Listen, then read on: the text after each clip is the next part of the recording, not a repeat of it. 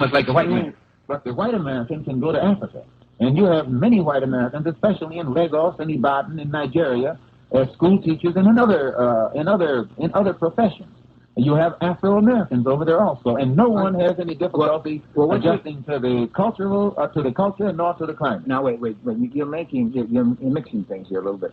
The people who live in very cosmopolitan surroundings, whether it's in Lagos, because as a matter of fact, you know Ben in Manhood, he's a painter, a Nigerian painter, with whom I was friendly when I lived in London. I think that people in cosmopolitan situations, whether it's New York or London or Lagos, are pretty much the same. This is quite a different thing from being a part of the culture in the sense of the culture of the people in the street. You would have just as much difficulty going into the Kentucky hills right here in this country, back in the backwoods. I don't deny that. So all I'm trying to show you is that you evidently have the impression that most of Africa is woods or jungle, and that there are no cosmopolitan cities there. If you're the type of person who wants to live in the jungle, you can live in the jungle. If you want to live in a cosmopolitan city, you can live in the city. But you can do the same thing in this country, and you'll find just as great a variety in just as many levels of culture in this country as you find on the African continent. Gentlemen, let me interrupt here for a moment to take care of some business. A couple of telegrams. One, will you please tell what happened to Dr. Shepard, signed E. Miller of Red Bank, New Jersey. I can only tell you this about Dr. Shepard. They were under the impression that he would be released the early part of June on some legal technicality, and it didn't work out that way. I understand the judge has not made a final decision and will not do so until the early part of July. When we get the information, we'll pass it on to you. Now, here's a lady, Helen M. Lawler. Have you no decency? How can you report serious injury to Mr. Kennedy and other persons and then go on into a spiel for silverware? Well, I would just like to say this, Mrs. Lawler, or Miss Lawler. We have special times that we do various things. I trust that you wouldn't expect me to dedicate an hour of silence to the fact that Mr. Ted Kennedy has been injured in a plane crash. We certainly, at the time of the assassination of late President Kennedy, we were off the air with all commercials, I think, for 2.5 days, if I'm not mistaken. Now, we do have certain ways of running the show. When we get a bulletin, we read the bulletin, and if there's a station identification according to the FCC that must be given at that particular time, we do it. And if there's a commercial, we do that too. If you feel that I lack decency, this is your privilege to have that opinion of me. Well, that's all for these telegrams. The others are not relevant to our discussion of the morning. We're talking this morning with Charles E. Silberman. I don't know what's wrong with me this morning. I guess it's that illness. The title of the book that Mr. Silberman has written is Crisis in Black and White, and it's published by Random House. And I would just like to say this to our listeners, because we naturally reach a portion of New York listeners as well as covering some 40 states.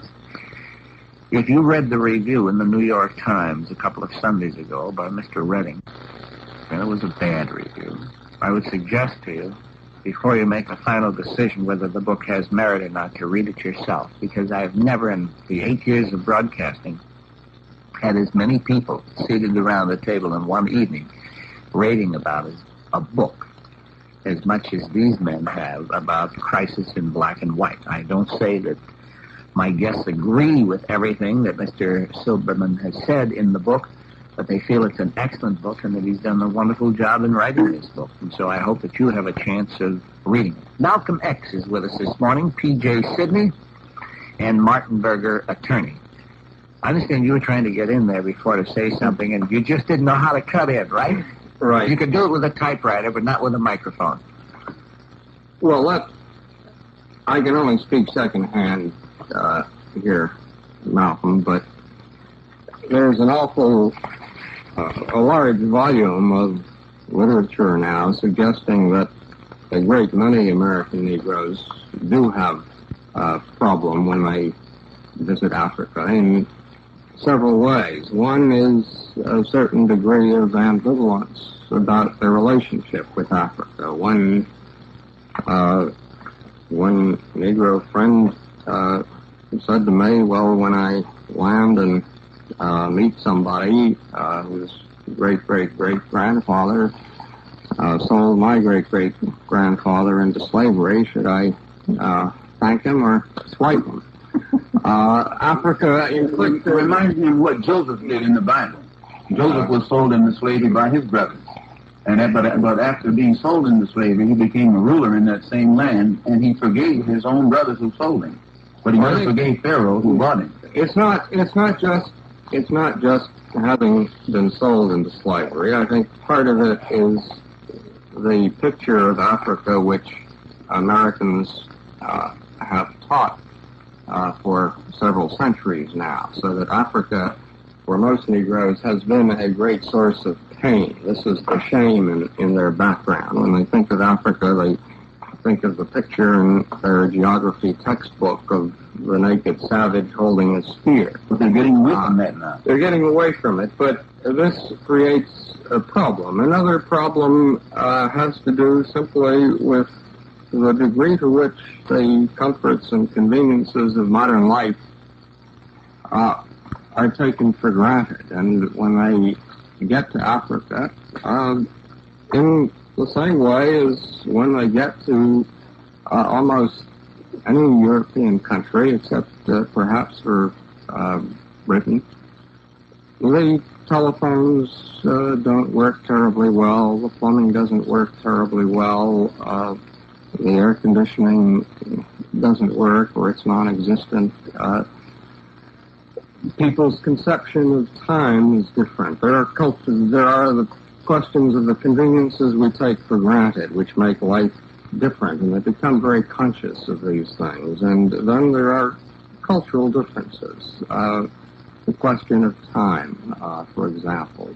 In Africa, in a great many European societies, all through the Middle East, time has a totally different plays a totally different role than it does here. People are an hour late for an appointment. This is simply taken for granted. This bothers them. There seem to be these are the reports that Harold Isaacs in his book The New World of Negro Americans. I don't think any person has ever written in a manner to do more greater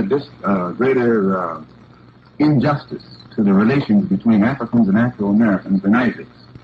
And in his book, it looks like he is skillfully trying to make it appear that it's impossible for the Afro-American to go back to the African continent and be accepted by his African brother or fit into or adjust himself to African society.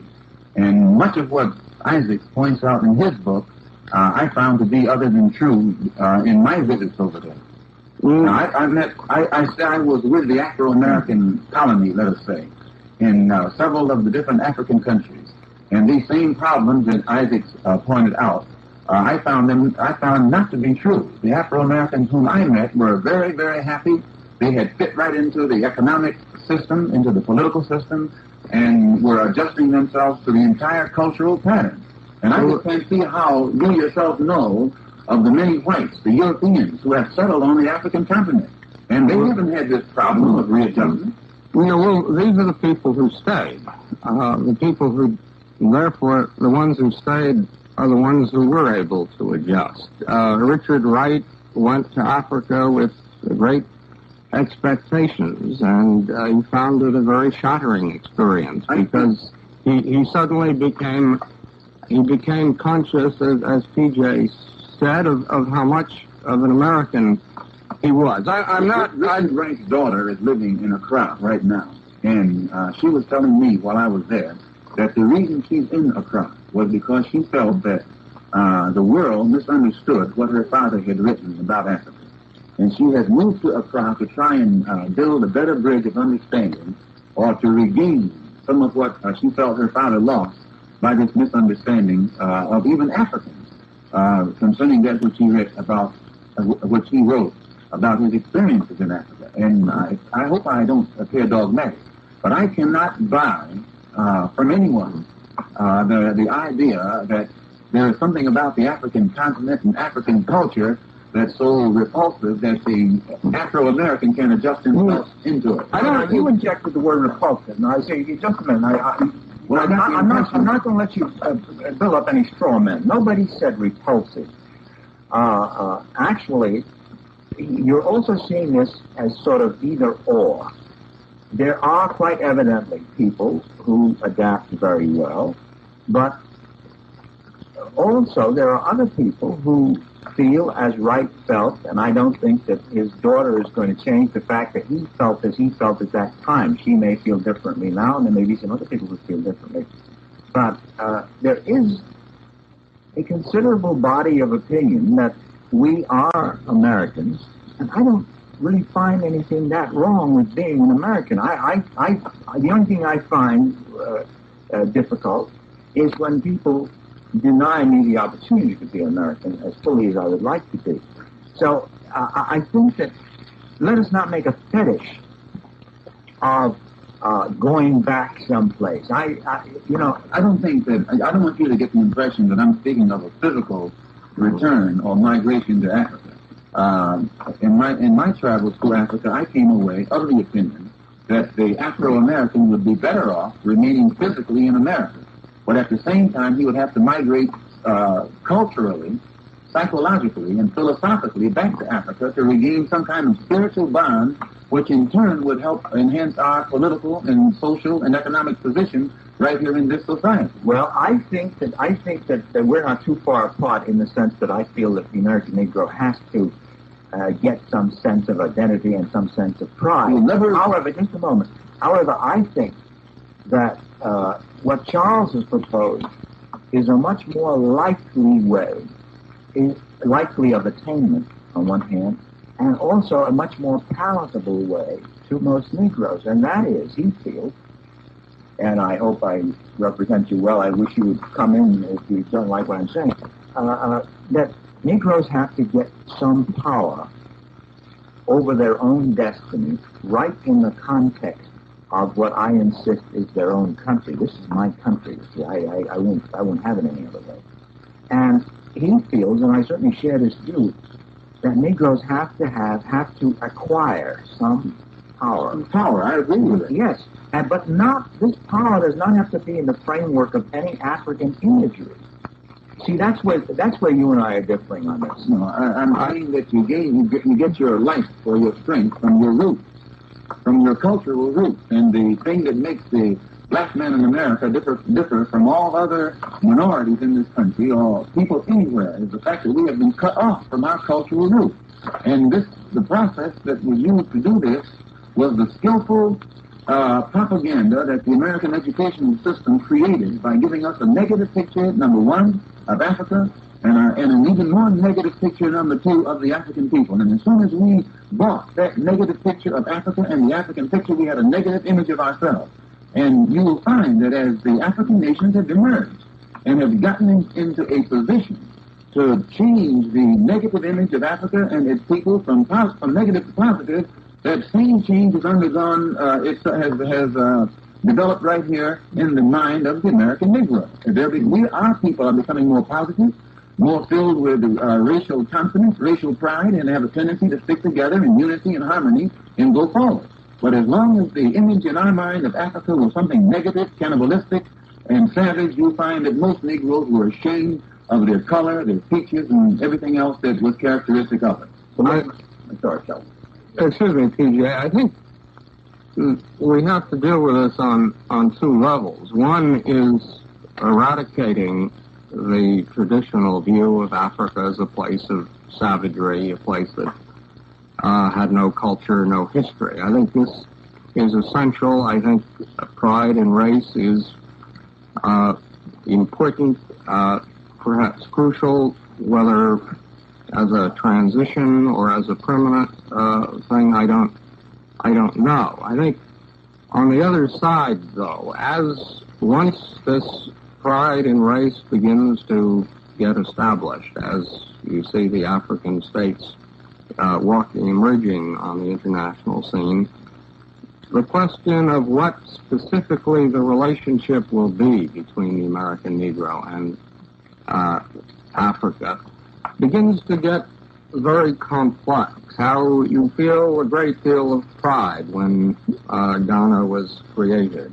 From emerged on the world scene. But how do you feel when Nkrumah begins imprisoning all of his political opponents and passing laws which in effect convert? That's propaganda. He's not imprisoning political opponents. He's imprisoning Africans who have allowed themselves to become agents of what is known as neo-colonialism. And in the West, anytime an African shows any kind of independence of the West, he's classified as a dictator. And when he takes the measures necessary to protect the freedom of the country, they say he's imprisoning political opponents. Are you sure you haven't been brainwashed now? Well, you don't see me. If I've been brainwashed, it hasn't been by America. Well, that may be, but do you think that that's the only place that you can be brainwashed? I would rather be brainwashed by my brother than by a stranger. Oh, that very well may be, but let us not discount the possibility that you can be brainwashed, even by your brother. I was in Ghana, and I've never been to a country where I felt more free, where I saw the people of that country exercising more freedom than in Ghana. I saw none of this dictatorial activity that is projected in the Western press. They wouldn't let you see it. No. Now, look. I'm not knocking Ghana. That is not my object. But I do think that it's very naive, and I'm sorry to have to use this word. You can use any word you want. It's very naive to believe that Ghana is all that's good. I can understand. For instance, if you said to me that in this transitional period, and this has happened in many countries, that maybe it has to go through a phase of dictatorship, that maybe in order to get some kind of order, some kind of form, some kind of stability, that it has to go through this. If you say this, then I accept it. But if you are going to whitewash everything that Nkrumah does... Whitewash or blackwash? Either way, whichever way you want to do it, but if you're going to wash it, whichever way, then I think that you are brainwashed as much as anybody could be brainwashed from the other side. And I don't think the brainwashing looks any better from one side or the other. I'm telling you that when I was only in Ghana for a week. They showed you certain things. They showed me nothing. Idea too. I was in Ghana for a week. They didn't show me anything. They let me go wherever I want, speak to whoever I wanted to speak to. And I found that everyone there felt free to speak his mind. They had all of the freedom of speech that you have in this country. In fact, I made probably some more scathing speeches there than I have over here. Pro and con. Now, you made scathing speeches.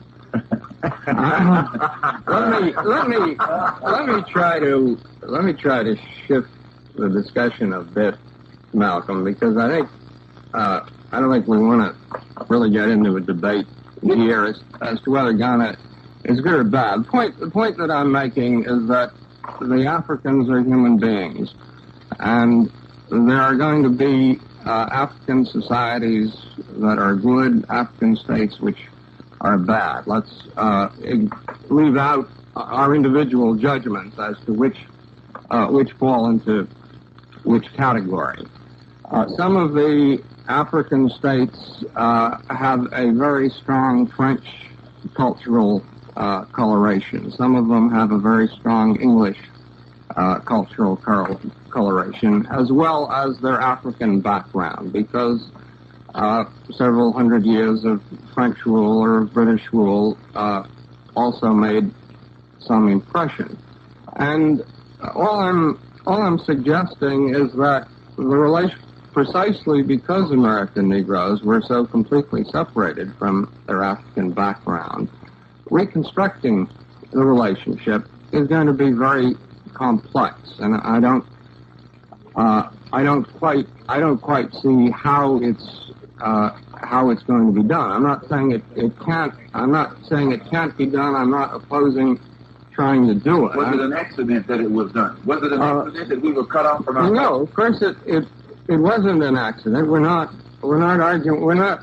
arguing about that. I'm simply arguing that having been in the United States for several hundred years, having been separated for this time, there is a separation, and that the solution, however important, re-establishing some relationship with Africa may be, this is only one part of the solution. That the more important part, and it's an important part. I'm not in any sense derogating it.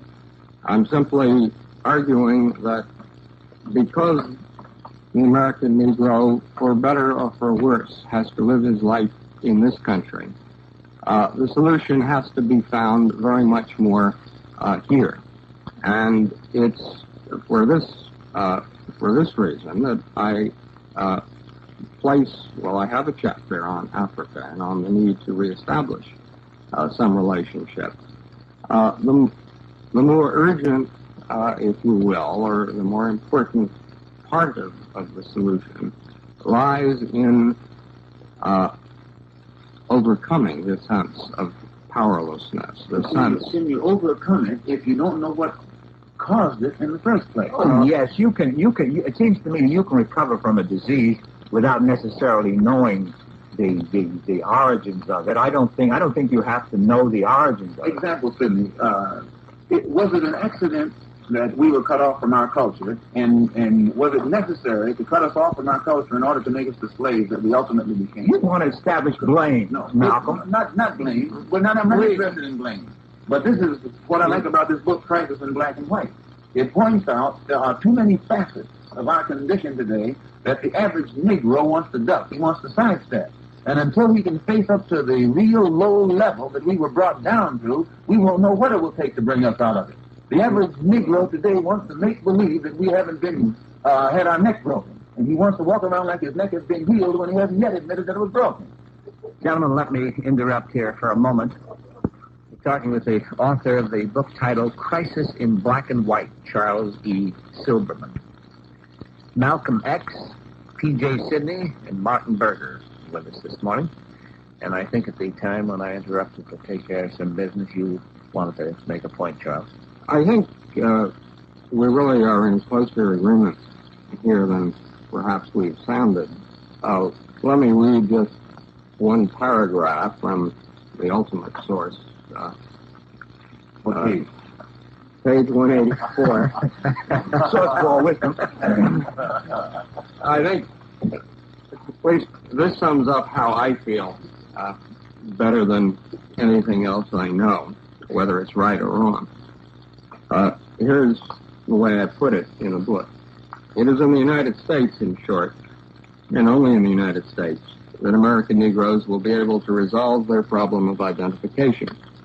To be sure, Negroes must recapture their African past, because denying them a place in history has been one of the means whites have used to keep them down. And they must find some basis on which to relate to Africa, because denying that relationship has been central to Negro self-hatred. But building a bridge to Africa past and Africa present is simply a means of erasing the old stigma of race. It is not a base on which Negroes can erect a new identity. For American Negroes have been formed by the United States, not by Africa. Africa gave them their color, but America gave them their personality and their culture. The central fact in Negro history is slavery. Negroes must come to grips with it, must learn to accept it not as a source of shame, the shame is the white man's, but as an experience that explains a large part of their present predicament. Only if they understand why they are what they are can Negroes change what they are. Identity is not something that can be found. It must be created.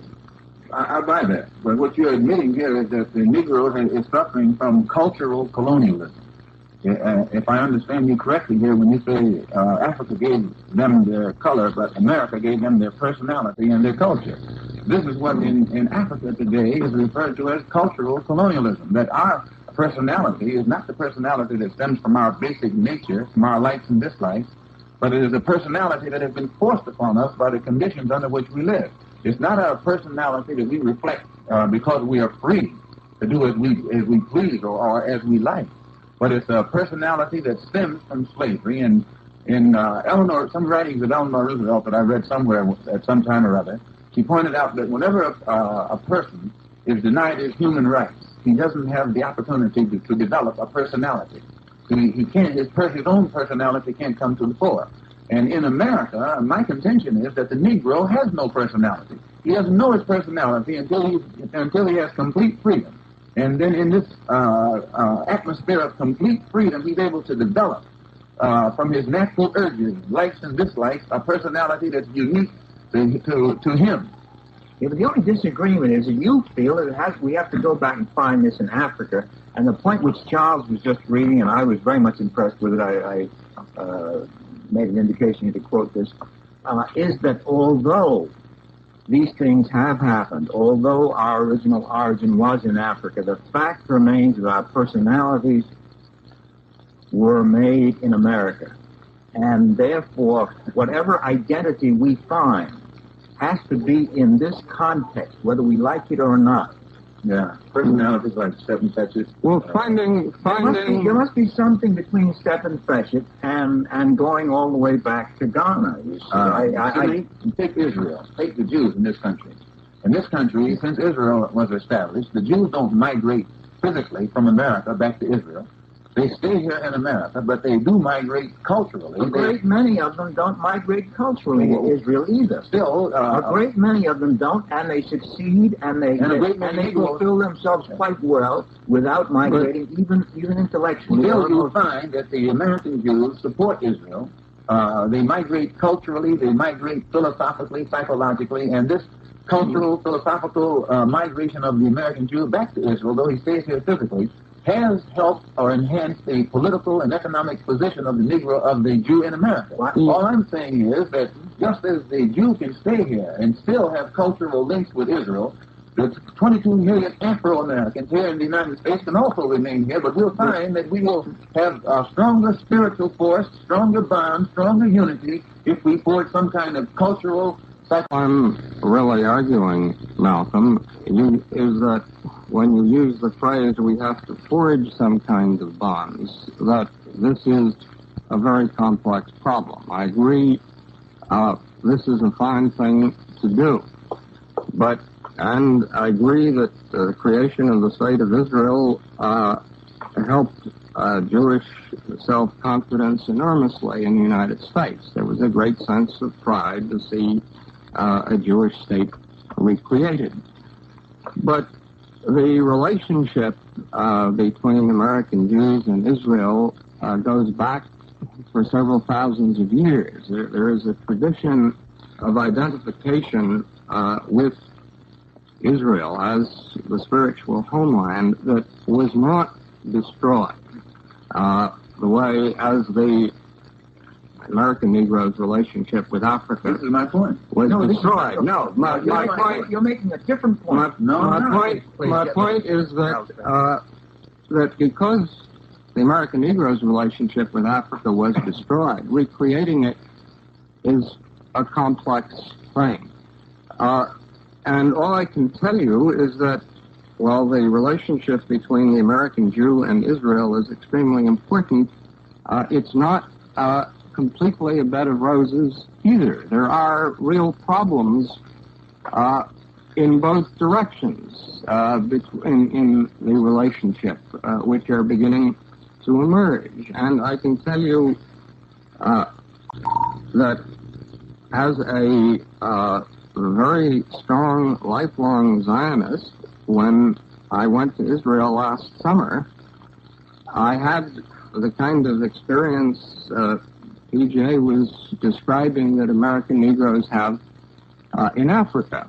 I was enormously impressed with the country. I want very much to go back and visit it again. I think it's one of the most exciting places on earth. But I was enormously conscious, more conscious than I had ever been before, of how much I'm an American. And the reason was simply that the day-to-day culture of Israel is essentially the culture of Western Europe. But these disappointments didn't make you cease being a Zionist. No, and I'm not speaking of it in terms of a disappointment. I'm simply saying that I was aware of differences that didn't exist before. because this is not an American But culture. it still didn't make you see No. No, and- my point is that Afro-Americans are the same way. But we realize we're going to have problems, just as you have problems trying to identify with Israel. But we can surmount these problems and still forge spiritual bonds with our African brother. That doesn't mean we have to go back over there. If brothers like Sidney want to stay here, and I want to go back, then I can help him from there, and he can help me from here. I'll send you a care package. Okay. Now, I have found, and this has been brought up very frequently, and I'm a little surprised, Malcolm, that you bring it up, because other people have made the comparison between Negro's loss of heritage and the Jews' displacement, so to speak. And I always find this comparison very unfortunate, because in the worst times of Jewish oppression, they have always had among them some old Jew who could carry the word, who could tell the young people of their history. And by your own words before, we were cut off in a very different kind of way. And therefore, I think we should just drop the illustration of Israel altogether, because there's just no comparison. There's just no comparison whatsoever. And I think that whatever identification we're going to make, it is all very well for us to have as a passing piece of knowledge that we did not come from nothing. But beyond that, I think we have to forget it, not become preoccupied with any relationship to Africa, but rather to try to make our identification as Americans, and as Americans with a particular kind of history. Particular kind like what? Like the history which is very well known, which you know, the history of slavery and all that. You don't want to go back. You don't want to go back beyond slavery. I want to know it academically, but I cannot emotionally. This doesn't do very much for me. And why do the people read the history of the Greek Empire, Roman Empire, and these other European? Oh, different people read it for different purposes. Sometimes they read it to instruct them as to the way things have happened. Having a knowledge of the past gives you a better understanding of the present. Understanding is one thing, but you're suggesting, I think you put it very clearly, an emotional bond, a spiritual bond. This is quite a different thing from an academic understanding and a profiting from an academic understanding. And I think you're mixing these two. No, I think that Malcolm is making a very valid point, and I think then he goes too far with it. I think that he is making a valid point that there must be a recreation of the African past in order to indicate not only to the Negro but also to the white the fact that there was a great civilization created in Africa far beyond anything that many of us know about. I think Mr. Silberman has indicated to many of us who haven't the slightest idea of the facts of history that there are areas that are completely blank to us. And I think the Negro should know it, and I think the white should know it. I don't think there's any question about it. However, you're saying something beyond what the quotation Mr. Charles had read you. He said that, to be sure, Negroes must recapture their African past. And I quite agree. I imagine you do agree. But you go beyond that. You say there must be the creation of spiritual, moral, psychological, etc. bonds with present-day African culture. And it strikes me that this is something that's impossible to do. Well, my parents, who were immigrants from Europe, had a cultural background that's completely foreign to mine. I couldn't recreate it in the slightest. They couldn't recreate it after half a century of living in America. You take the immigrant of 10 years, they couldn't recreate their past. There are the new cultural schemes that have been created. Now, to say to the African, you have something to offer to the American Negro, the Afro-American, is something that I just can't conceive of. I'm saying that the Afro-American has something to offer to the African, no and question. The African has something to offer to us. We have a history that you share in common, and it should be known, and should be and pride should be taken. It's more than that. I think it's not an accident that whites in America have a feeling of superiority where Negroes are concerned. It stems from the fact that even whites have been taught that Negroes have no past, they have no culture, they have no civilization. It's not an accident that Negroes have a feeling of inferiority to the extent where they actually demand that whites build housing, build schools, almost everything that whites do for themselves. Our people expect whites to do for us too, because we feel inadequate. Well, all of this stems from the fact that historically in the schools, in the school books and other media, we have been taught that the black man came out of the jungle, out of the bush. He has no culture, he had no civilization, and today many of our people believe this, and many whites believe it. So all I'm saying is that one of the best ways to destroy the racism that creates this white supremacist attitude among many whites is to reacquaint whites with the true facts of black history. And one of the best ways to destroy the feeling of inferiority that our people have is to reacquaint us with the true facts about the black man's history. We're agreed on this, Malcolm. I think the question I was raising was simply the basis on which a relationship between American Negroes today and Africa today is to be established. The importance of teaching the history of Africa, of rooting out this insane notion of Africa as a place of savagery, this is absolutely crucial. P.J. had said that the case of the Jews, there had always been some old person to teach the history. It was much more than that. The Jewish religion is identical with the history of the Jews. The two are identical. History, the religion is built around the history. The Bible, yes, the culture, the religion is the history. The Bible is a historical work. And the Passover service ends every year with the phrase "next year in Jerusalem." The tie was never broken. Now, in the case of the American Negro, the tie was broken. It's essential to teach. We're agreed on why it was broken. It was broken as part of the effort to dehumanize the Negro.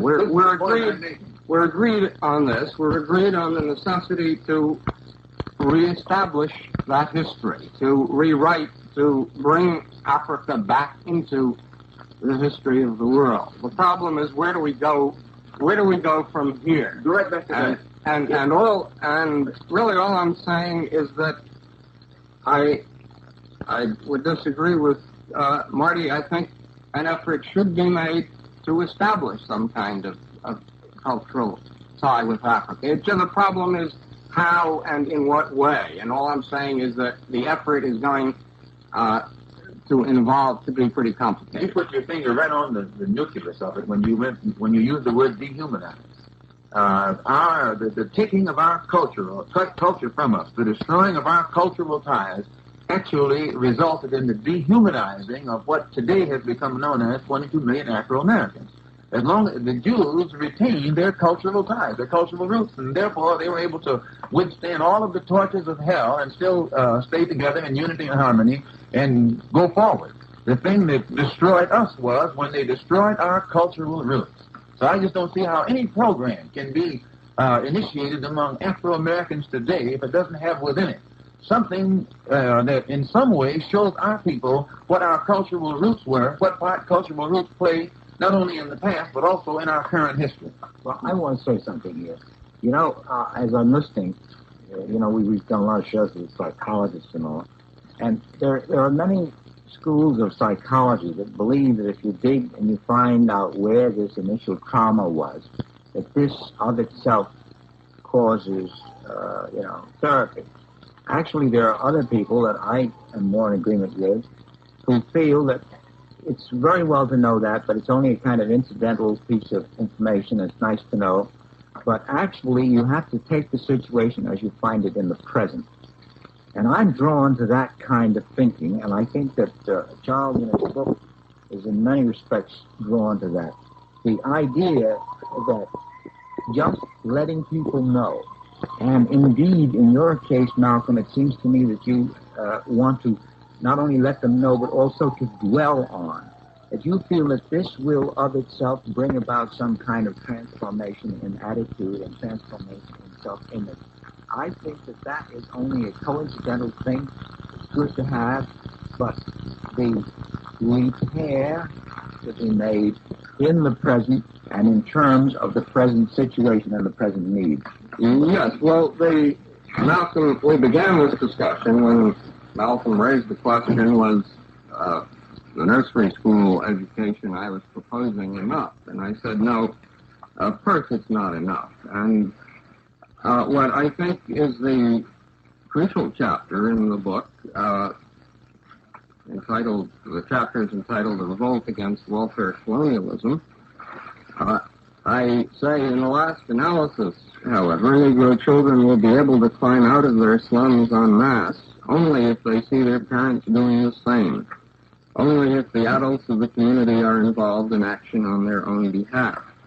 For it is the disorganization of the community at large, the evidence on all sides that their parents are unable to control their own behavior, unable to impose sanctions on people who threaten the community's well-being, that persuades the young that the cards are stacked against them, that the omnipresent they will not permit them to make it in any legitimate form, and so leads them into apathy, withdrawal, or rebellion. And then I go on, but can this be done? Can the adults be mobilized? The answer, quite simply, is that it has been done in Chicago, in the case of the Woodlawn organization.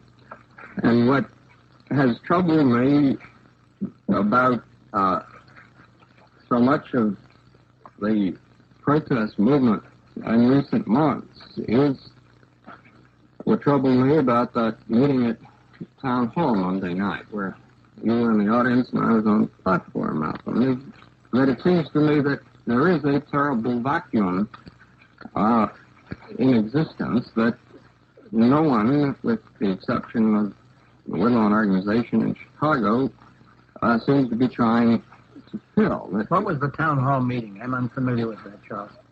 This was a meeting sponsored by an organization called the Association of Artists for Freedom.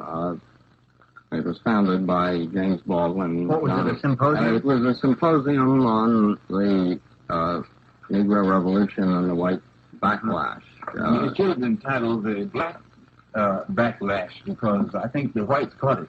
Well, they caught it. I found it very disturbing, not because of the enormous anger that was expressed. I knew this kind of anger existed, but because the Negro intellectuals on the platform with me, it seemed to me, were refusing to think in any kind of programmatic terms, refusing to think in terms of politics, in terms of organization, in terms of action. They were just hating and expressing, just hating. They were expressing anger.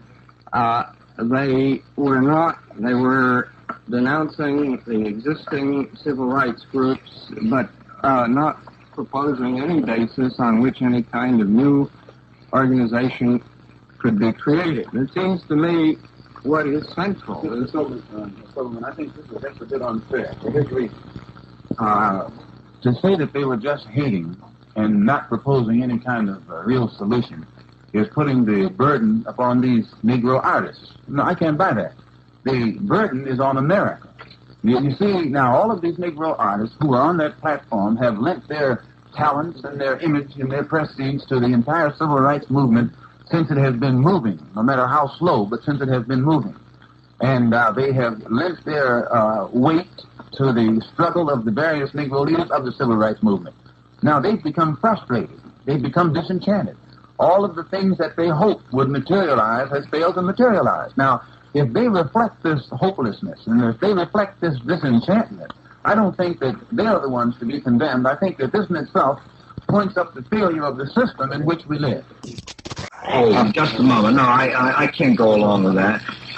Actually, I think that in any instance when you make a criticism of other people, and I have on this show been very critical of the civil rights leadership, I think that you do have a responsibility to propose something in its stead.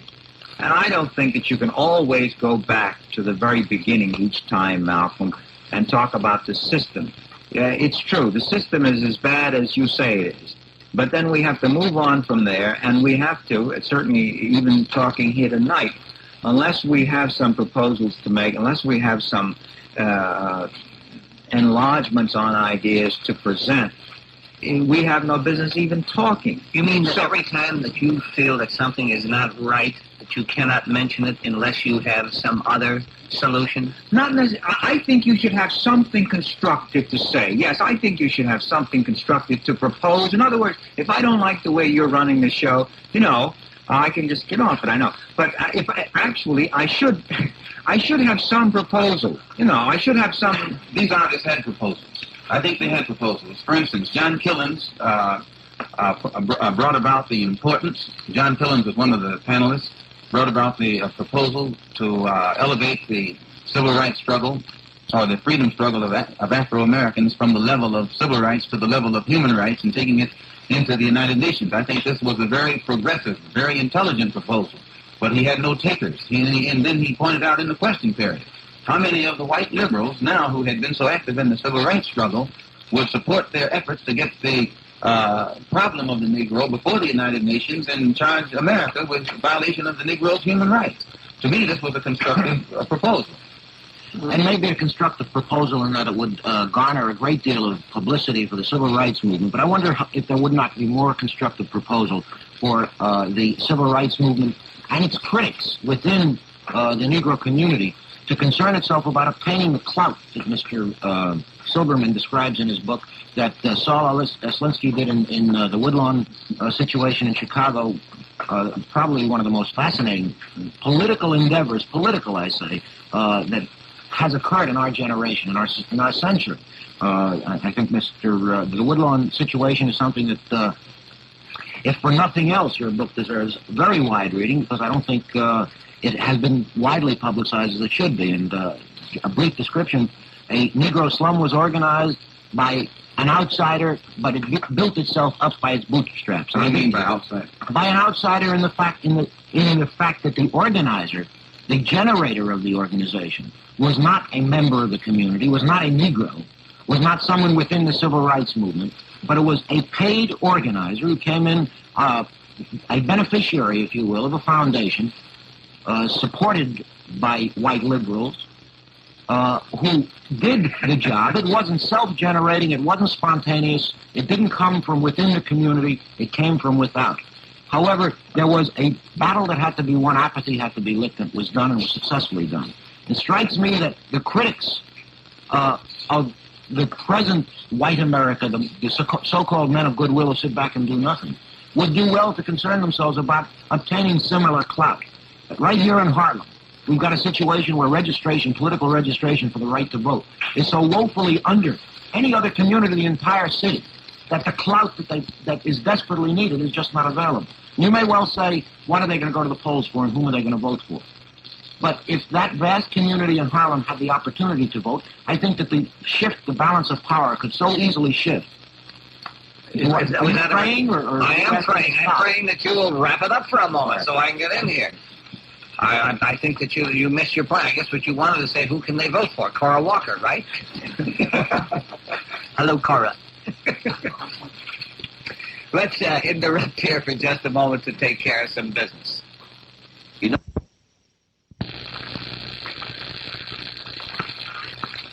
No, we've already... This is really a big show tonight. Everybody with all the cues around and all. All right, let's get back with our guest of the morning. Charles E. Silberman, author of the book Crisis in Black and White, which is published by Random House.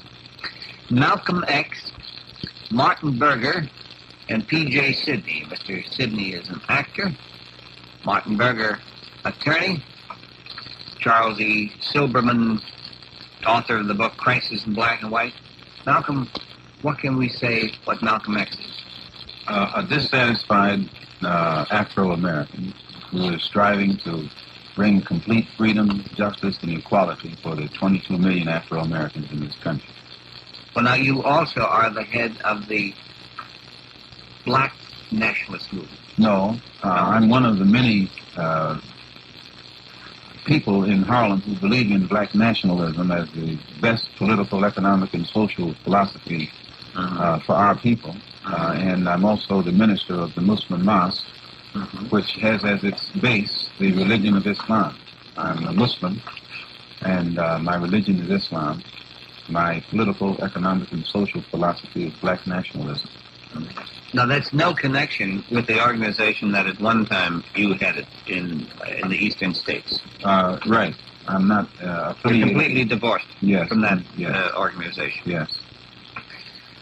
We have, where's Kai? Kai, do you want to come over here a moment?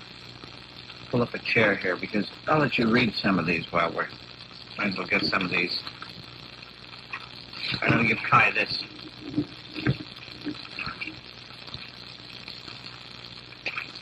These are some telegrams that have been coming in during the past hour or so, and we might read these.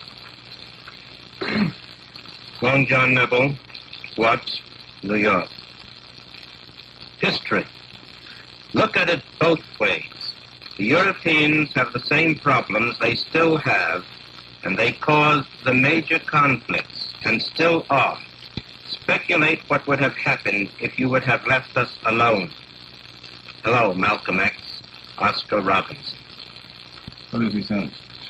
Do you know Mr. Robinson? I probably do, but not by name. But what is he saying? Is he asking a question or making a statement? I think it's just a statement that he's making here, saying looking at it both ways. Oh, fine. We have one more. I always say that. What? New York, Long John. Very bright man. Do it again.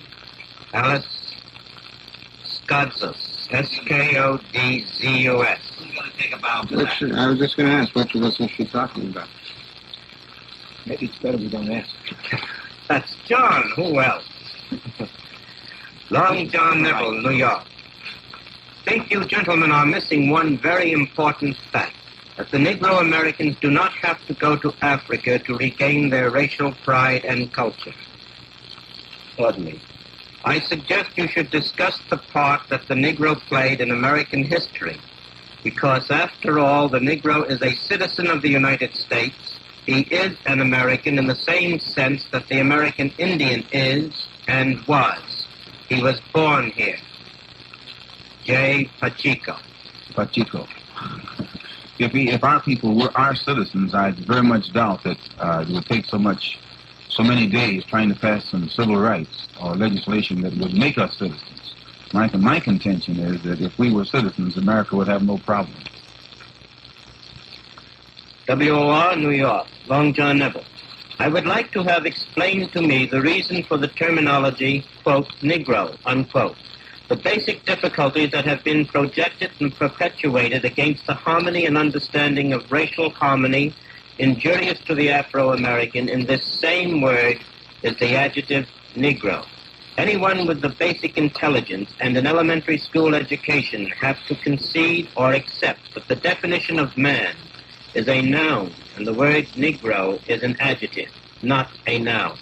The ones who profess to like us and the ones who hate us use the same label and title to address us, and in both camps we are described as Negro. The relation of the races would be more progressive if the press and the news media would be forced to omit or delete this degrading word Negro. Explain, please. Andre Emile Begelius. I'd like to comment. Starting from the bottom up, I certainly have said, and I'm very happy to have had the opportunity on many occasions on this program, that I object very strenuously to the identification of Negroes in the press. To go to the beginning of his objection, to the word Negro, I have said also that I feel that how we are called is not nearly as important as the spirit in which the calling is done. I think that much too much heat has been expended on whether black people are blacks, Afro-Americans, Negroes, colored. This really doesn't seem to me terribly important. It does seem important as to the attitude that goes with the word when it is expressed. And I think that we could waste a lot of time on what we should call ourselves. I think too much time has been wasted on that. But as to the matter of the identification of the press, that's another whole thing. Whatever name we're being called by, I think identification should not be made, and I think that in this period, when there has been some violence, I think that the papers have actually outdone themselves. Recently, in the case of the Post, which I speak of very frequently as phony liberal, a woman was killed, and they specified a specification which I had never seen before. There's nobody else identified. It seemed to me that they were sort of fanning flames. And these identifications should not occur, it seems to me, in the press. And they should be forbidden by the alleged agencies of, what are they called? In some instances, they call them intergroup. The city agency was originally called for intergroup relations. And at one point, the state agency was called against discrimination. And they were so embarrassed at the fact that they were not, in fact, effective against discrimination that they abandoned that name, and they now call themselves the State Commission for Human Rights. This particular article occurred on page 2 of the Post, 6/14/64, and it began this way: an unidentified white woman, about 30, was found dead early Saturday in the Coney Island lot, and so forth. There is no other identification of anybody else related to that story. And this, as I say, is a provocative identification, especially under the circumstances. And the Post, I feel, with its liberal protestation, is phony liberal, in my opinion. I can't agree with you, Sidney, that the word Negro is all right to be used to identify our people in this country, although there are times when I use it interchangeably, but actually you find a growing... I mean, you slip up and use it. Not slip up and use it. Sometimes I use it purposely because the people with whom I happen to be conversing wouldn't know that I was talking about them if I used the word black. Some of them are that brainwashed. Many of our people become very indignant when you refer to them as black. If they don't call me black, call me a Negro. I'm a Negro. And then if you ask them, well, what does Negro mean, they say that it means black in Spanish. It's supposed to be a Spanish word, which in essence puts them in the position of saying, don't call me black in English, call me black in Spanish. Which is something... Some people have a predilection for Spanish. Yeah, but the average Negro doesn't speak Spanish. The point is that you can't say that the word Negro doesn't make a difference in how you're treated. Africans can come here to this country. They aren't regarded as Negro if they are wearing their African national dress. If they are caught out of their national dress, they're mistaken. Shame on them. Yes, they're mistaken for a Negro. All you have to do to catch hell is not because of the color of your skin. It's just this term or category that being a Negro places you in. And it's usually attached to people who are either the descendants of slaves in this country or who come from some section of this earth where there's no proof that their people there had any kind of culture. So I can't go along with you in saying that being called Negro doesn't make a difference. And also where you say concerning how the press blows it up. One of the greatest, they immediately feel that they can go into the Afro-American community with excessive number of police, use brutal methods in suppressing the people of the community, and the white public don't get up in arms at all. So all of this press play concerning the high rate of crime is actually sometimes controlled by the police department itself just to justify the type of police methods that they use in the Afro-American community. There are a couple of questions here, it seems to me. The point that was made about Negro, whether Negro is an adjective or a noun, I think is a significant one. We speak of Italian Americans, of German Americans, Polish Americans, but we speak of American Negroes. The accent is on Negro, which reflects the degree to which his color seems to have put him apart in the United States. But I have to agree with P.J. that what is crucial is not what you're called, but who you are and what your position in society is. And if you look at the history of the term, no term is terribly satisfactory.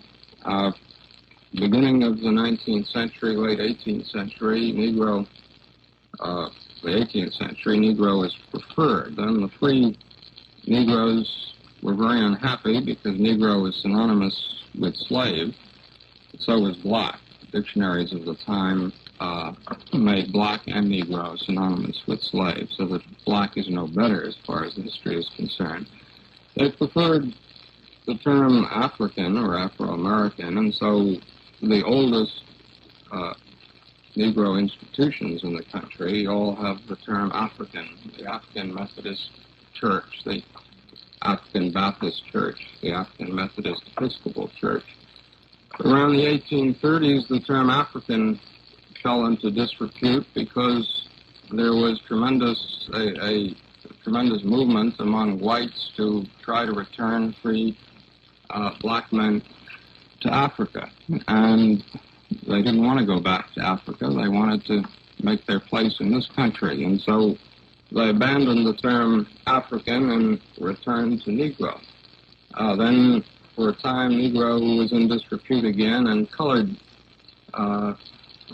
person was preferred, so that NAACP is National Association for the Advancement of Colored People, not National Association for the Advancement of Negroes. Now, many Negroes find the term colored somewhat offensive. So that it seems to me that the debate over the term is really bound up with the fundamental question of identity, of who the Negro is and what his place in American society is. And we really have to address ourselves to that and not to the name. Well, why should there be so much conjecture over what the identity of our people, over the identity of our people? You don't have any trouble identifying any other segment of this country.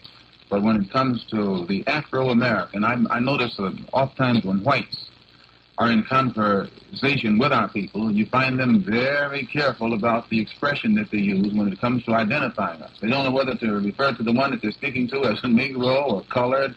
And I watch in conversations oftentimes. They feel their way along to see now, what should I use with this one? Should I say colored? Should I use Negro?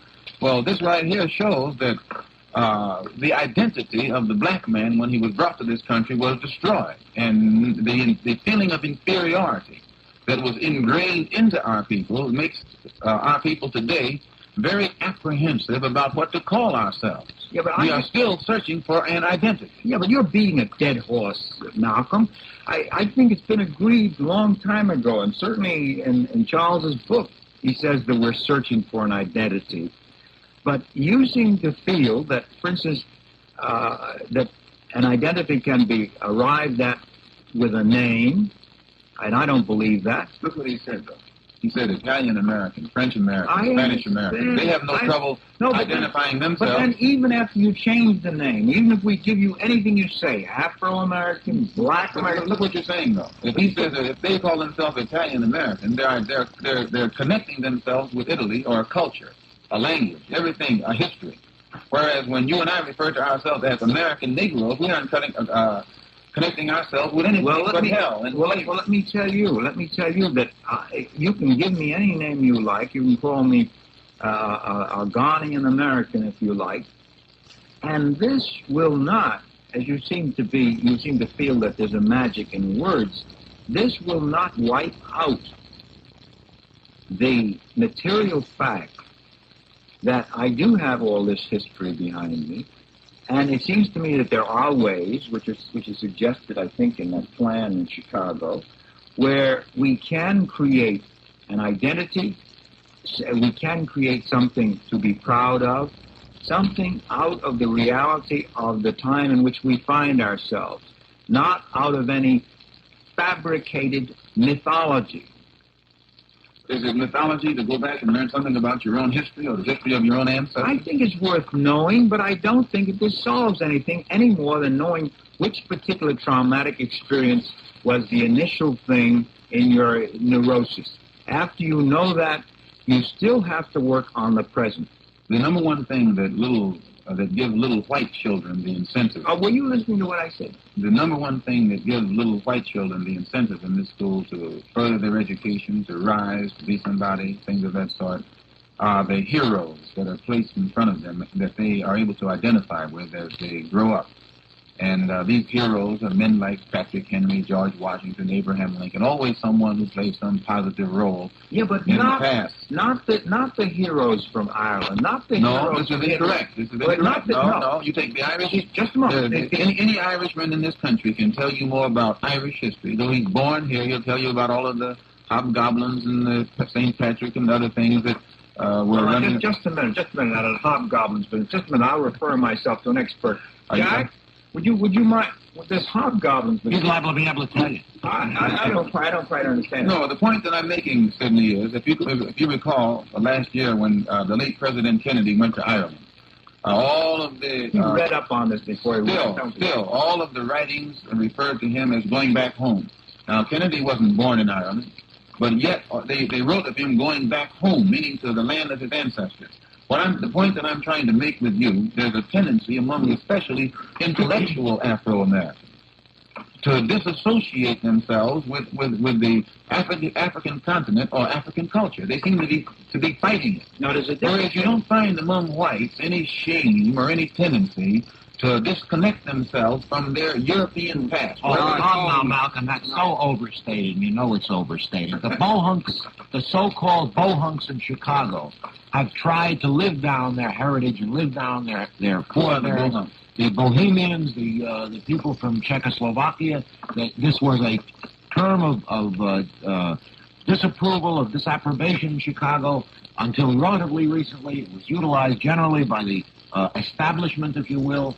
There are case history after case history of Jews who attempted.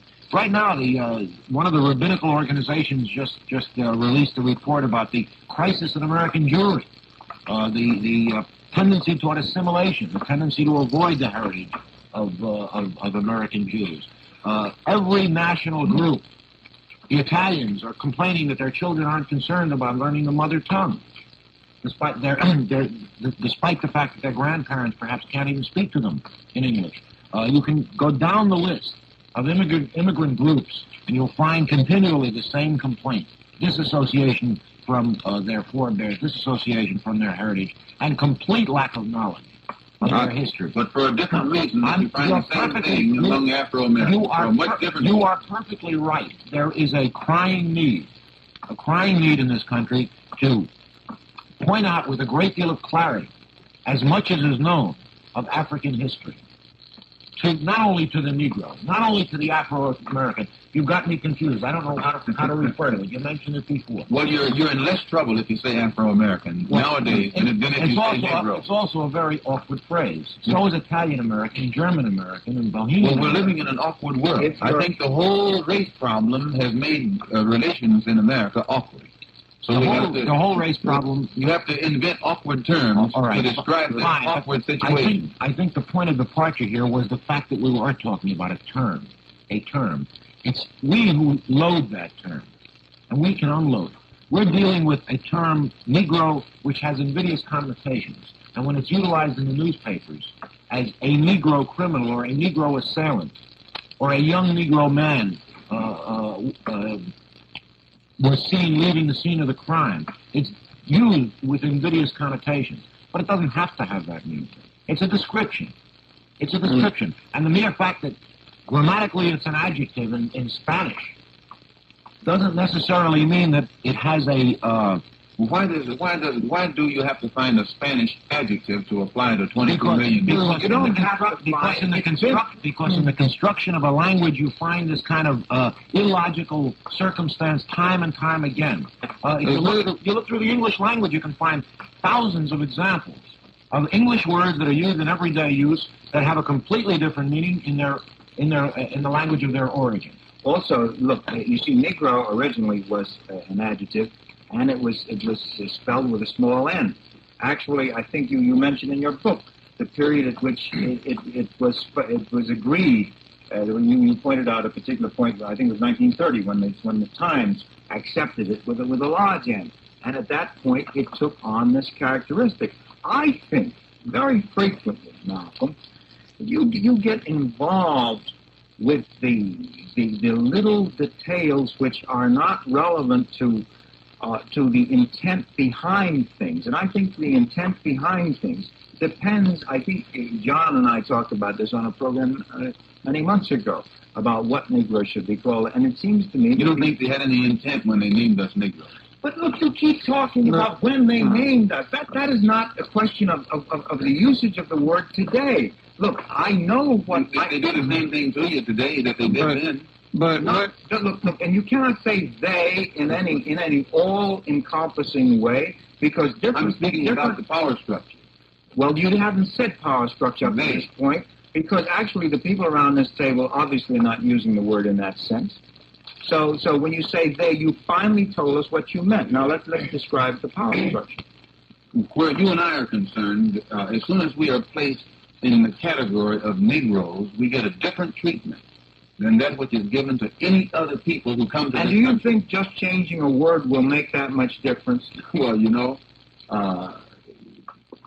this man, I think he was an ambassador from India about when Eisenhower was president and Dulles was the Secretary of State, was in Texas. I think his name was Mehta, M-E-H-T-A, something like that.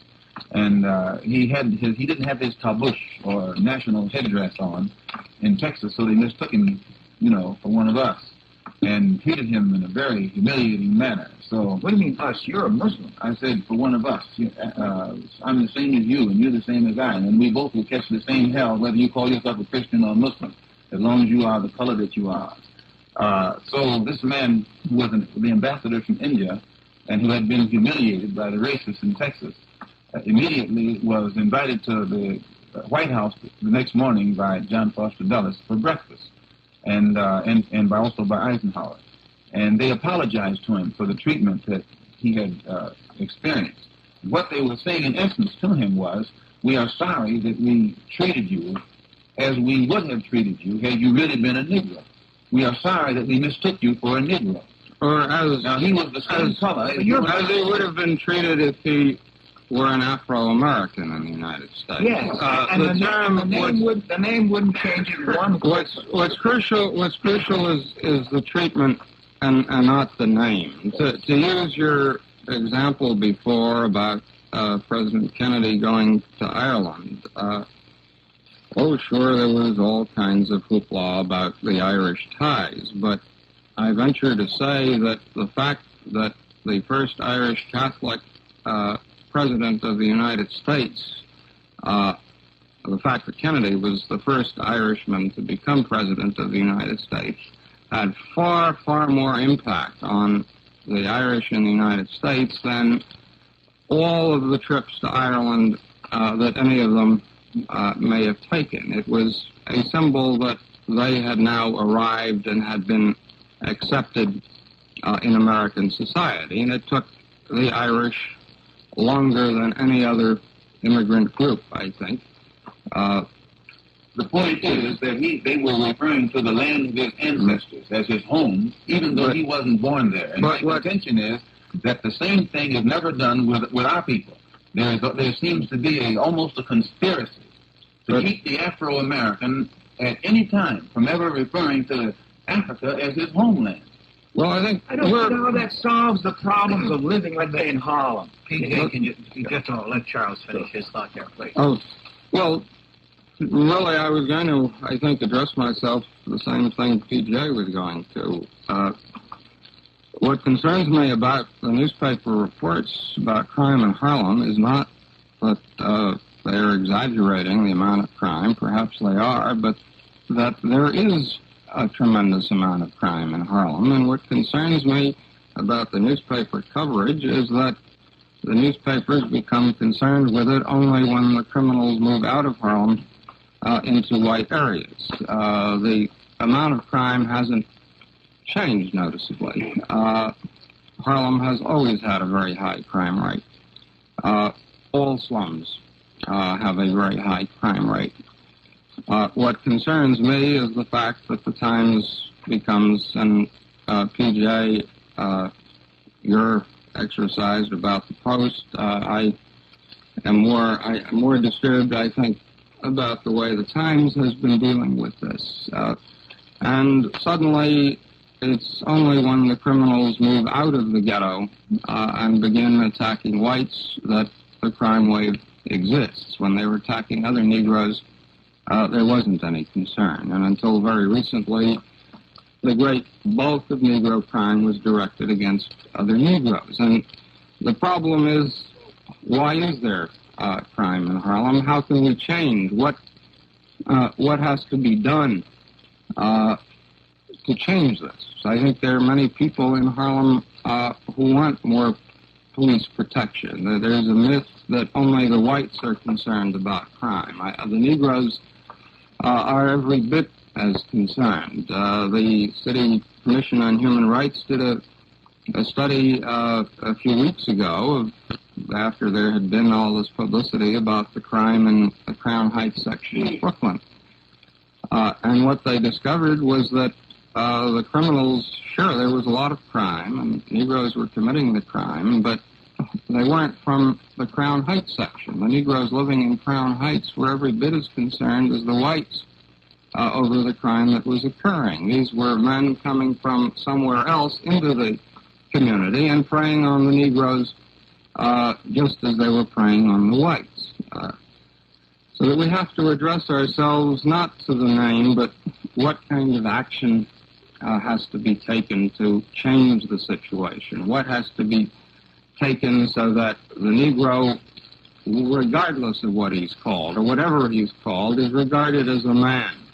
In the same sense, you want what you want is to be treated as a man. But you never will get the black man to be treated as a man until all of these methods of dehumanization in the past have been exposed, and that which was taken has been restored. This is my contention. I want to comment on something. I brought some material, actually. I contend that... Let me ask you, is there any coffee in those things yet? No. Somebody's will take those out. You have those up because they'll be on your way there. Thank you. There is a double standard of law enforcement. And I submit that the police department creates these criminals, and I want to explain what I have in mind.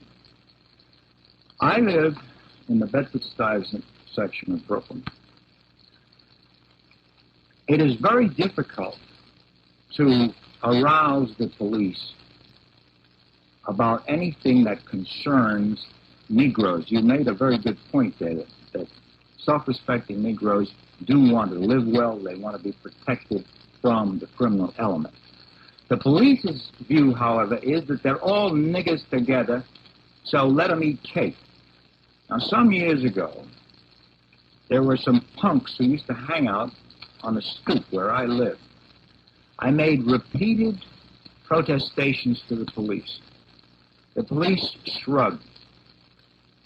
Shortly after that, a woman was killed.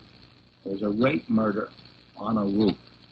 And at least 3 or 4 of the particular group of punks that hung out on my stoop were involved in this murder. I went to the 77th precinct and I tried to talk to the captain. His name was Strauss. I said, look, don't you see? This is what I was talking about. He tried to console me with the fact that it turns out that this woman who was killed was only a wino prostitute anyway. And I asked him if he could assure me that all such punks would be sufficiently discriminating to distinguish between wino prostitutes and my wife. Now, just about 10 days ago, I had an experience, and I discovered that, you see, when you are a nobody and you are making accusations against the power structure, you have to be sure that you have the evidence. There was a dangerous situation on the sidewalk in the street where I live. An excavation was made on a Friday, It was left open about 4 to 6 inches deep from Friday until Sunday. I called the police station. I called the gas company that had made the excavation. Apparently the Sicilian asphalt people made the excavation for the gas company. I recorded the conversation so that nobody could call me a liar. I talked with a Lieutenant Levine at the 77th. It's very casual. I said this is a tree-lined street. At night, if you walk along there, you could break your leg falling into this excavation. I think you will see these excavations. You can imagine what would happen with the street lights being covered by the trees. He was very casual. I got no satisfaction. The holes remained open. Now, to indicate also that the holes were not properly marked, I do not own an automobile, but somebody's automobile fell into one of these holes. I have before me, and I'm showing around this table, photographs of what I say. Now, I say to you that this could not happen in a white neighborhood. And if you call the police station and you said there is a dangerous condition existing on the sidewalks, and these excavations, there were 4 or 5 in my block, somebody would have done something about it. And I someday, maybe I will play for you the tape of Lieutenant Levine and his casualness. I will not play it, obviously not now. No, I have this tape. And at that time, I sent a wire to the mayor. Nothing has been done. But I say to you that this is typical, the kind of casualness that goes on as far as law enforcement agencies are concerned in terms of law enforcement as it applies to Negroes. And what has happened is that this criminal element, they were encouraged by the fact that the police would not respond, let's say, when I complained, have now branched out.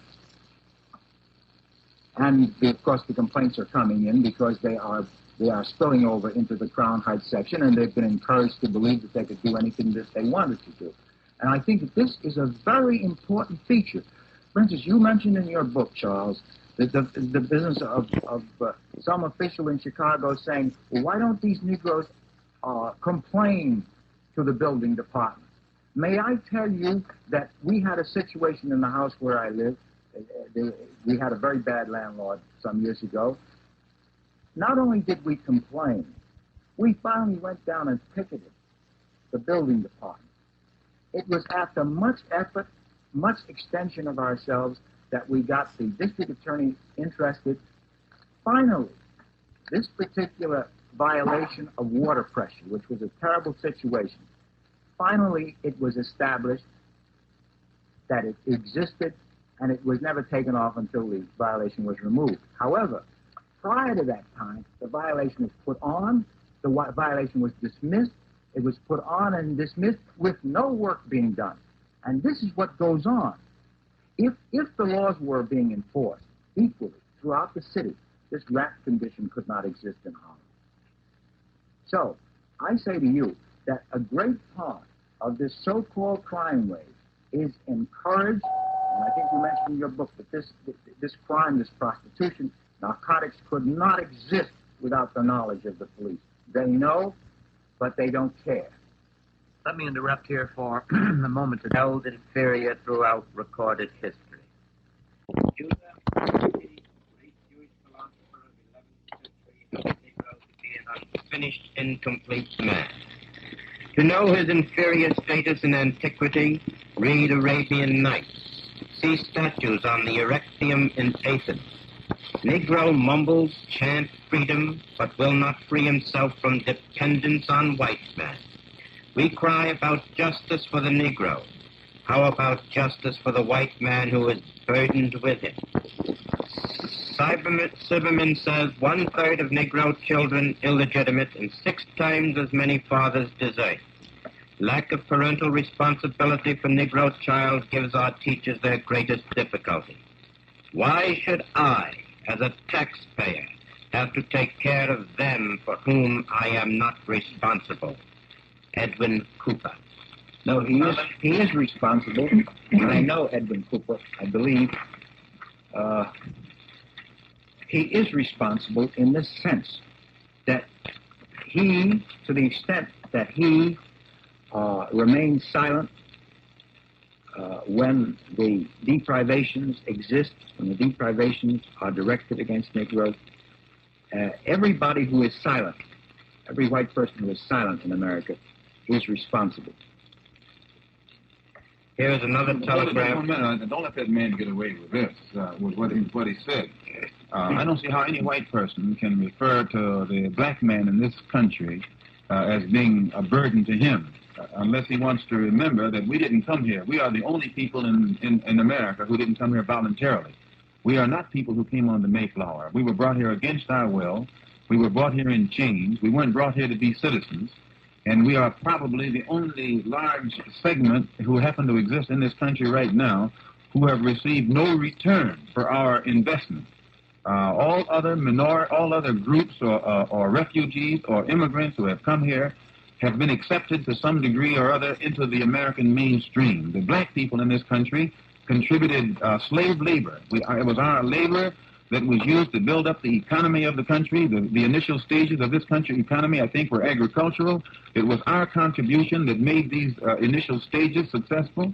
Not only did we contribute free labor, but we also give our lives on every battlefield that this country ever became involved in to keep the country what it was. So when he says that we are a burden, I think that if we are a burden, we are a burden that he himself or his people settled themselves with. Secondly, when he speaks of so many numbers of Negroes, I think he referred to it as being on relief, was it? Illegitimate children. In Mr. Silberman's book, he also pointed out the reason for this, that while our people were held in slavery, we were the property of the American whites. We had no control over our destiny. We weren't allowed to become involved in marriages. The black man didn't marry the black woman. The black woman was used as a breeder, the same as you breed a cow and bring forth calves that you can sell, or the same that you have a chicken that produces chicks that you can sell. This was the status of black people in this country. And because during the many long years of slavery, there were no family ties, we were not allowed to even develop any kind of family responsibilities. Today you find the same holdover, and I think that this is mentioned in the book Crisis in Black and White. Today you find that the reason oftentimes our men will go away and leave their families with children and not take the responsibility of looking after them. This was the way it was during slavery. The reason you find many of our women producing illegitimate children, this was also the way it was during slavery. She didn't have a husband. She was made to accept any man who would come and breed with her so that she could have these offspring so that they could be sold. And I think white people today who point the finger of scorn at the Negro community because of the large number of illegitimate children should go back into the historic process that brought this attitude about. And this was one of the reasons why I said that Mr. Silberman's book, Crisis in Black and White, goes to the root of some of these things. Not only does it show the faults that exist in the Afro-American community, but it also shows some of the causes for this. I'd like just to add my own very strong dissent.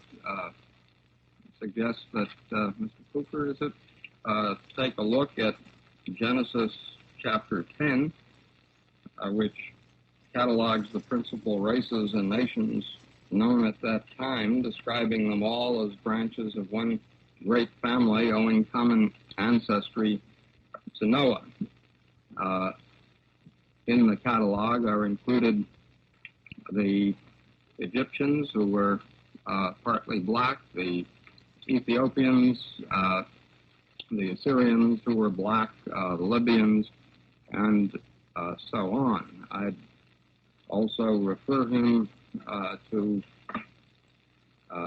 Jesus' statement, inasmuch as ye have done it unto one of the least of these my brethren, ye have done it unto me, or to an old Talmudic saying, whoever destroys a single soul should be considered the same as one who has destroyed a whole world. All I can do is suggest that he read chapter 5 in my book is entitled Lost and Found, Africa and the Negro Past, which gives some brief survey of the role that black men have played in the history of the world. Archaeologists now believe that civilization began with black men. Egypt was a black civilization in large part. Black Africa was on a cultural par with Europe in 14th, 15th, 16th centuries. Shakespeare's Othello refers to Othello as the noble Moor. Othello was black. So that the black man has not been regarded as inferior throughout history. For much of history, he has been regarded as, at the very least, equal, and for parts of the history of the world, for a long part, the superior of every other place. It's good that you mentioned the Moors there, and you use Othello as an example, because my memory serves me correctly. It was the Moors who were actually Africans who occupied the Iberian Peninsula, that which is known today as southern France, Spain, and Portugal, and left the light of learning burning on that continent while the rest of Europe was going through what was known as the Dark Ages. And if this noble gentleman who took it upon himself to condemn all black people as being incomplete humans would take the time to go back and investigate into his own history, I think he'd find that the Renaissance itself, which brought about the reawakening of the people in Europe culturally, stemmed from their exposure to a superior culture that then existed on the African continent. And this is why I said earlier that it's going to take re-education to eliminate this discrimination and segregation and racism. This is a white man here who actually reflects his lack of knowledge concerning the true history of blacks, the degree of culture that the black man had during the 14th and 15th century, and the contribution that the black man made to science and civilization that even had an impact upon European culture and European civilization. I want to make another comment, too. The proclivity which white men showed for black women through the slave period was hardly an instruction to Negroes apropos of morality. I remember having spoken to, I think it was a Rotary Club, and somebody got up, a very solid citizen, and why don't the Negroes in Harlem try to improve their moral climate and all that sort of thing? And I insist that Negroes have only emulated the morality which they were shown, and they have been well instructed in immorality. And the very fact that they were deprived, as has been pointed out here, of the economic opportunity to maintain families, quite beyond that, by this example that was set, by the illicit use by white men of Negro women, which is certainly borne out by the fact that so few of us look African. This would certainly not be any kind of background to expect Negroes to behave in any exemplary way. Let's talk for a moment about this gentleman's telegram, or at least about the sentence in the telegram, where he refers to the Negro community as being a burden on the taxpayer. I gather that you participated from the audience in the forum on Monday night on the Negro Revolution. Malcolm just listened. He smiled a good bit. The Negro Revolution and the white backlash. Black backlash. That was your gathering of the substance of the evening. But the forum was the white backlash, and let's talk about it for a moment, if I may. I gather from your point of view, this is something to be ignored. What's that? The white backlash. No, I think it's something to be expected. In fact, we've been... And dealt with? Yes, expected and dealt with. And how dealt with? Well, first you have to realize that it exists and what's the basic cause of it. What is the basic cause of it from your point of view? I think it's a human reaction on the part of whites. When you press them too hard into an area that they actually don't want, then they react. Well, I think that's somewhat of a oversimplification, if I may. Charles refers to the trade unionist holding a job in a labor surplus industry that doesn't want to give up that job. The Negro pressing for employment in the labor surplus industry is going to, in order to obtain it, is going to have to force someone out. There's going to be a reaction. I quite agree. I ask you, how do you deal with it? There has been 350 years of injustice. I gather the implication of what you were saying is that the Negro is owed a debt, not from 350 years of civilization, but from this particular generation, here and now. The white will have to expect that he is owed, that he owes. Yes, he's a debtor. He's a debtor. How do you anticipate, from your point of view, that the 22 million minority is going to be able to effectuate its desires in a situation with 160 million majority? Well, the world now, when our people, and as long as our people keep our struggle under the jurisdiction or within the confines of America's jurisdiction, domestic, labeling it as civil rights, there isn't too much progress going to be made. But my thinking is that when we realize that the majority of the people on this earth are dark-skinned people, they are emerging and getting their independence, and we identify ourselves or our struggle as part of an overall world struggle of oppressed people against oppressor people, then we find that we're not the minority, that we're actually a part of the majority, and the whole world problem today is a problem of oppressed people rebelling or revolting against the oppressor. In that context, I think we have a brighter future than if we think of ourselves just as a minority here in America, striving for some kind of justice from the majority. More relevant, excuse me, I think both of you are missing a crucial point. I think the fact that people of color, let's put it that way, form the overwhelming majority of the Earth's population is relevant, is a factor in stimulating Negro self-pride, Negro action.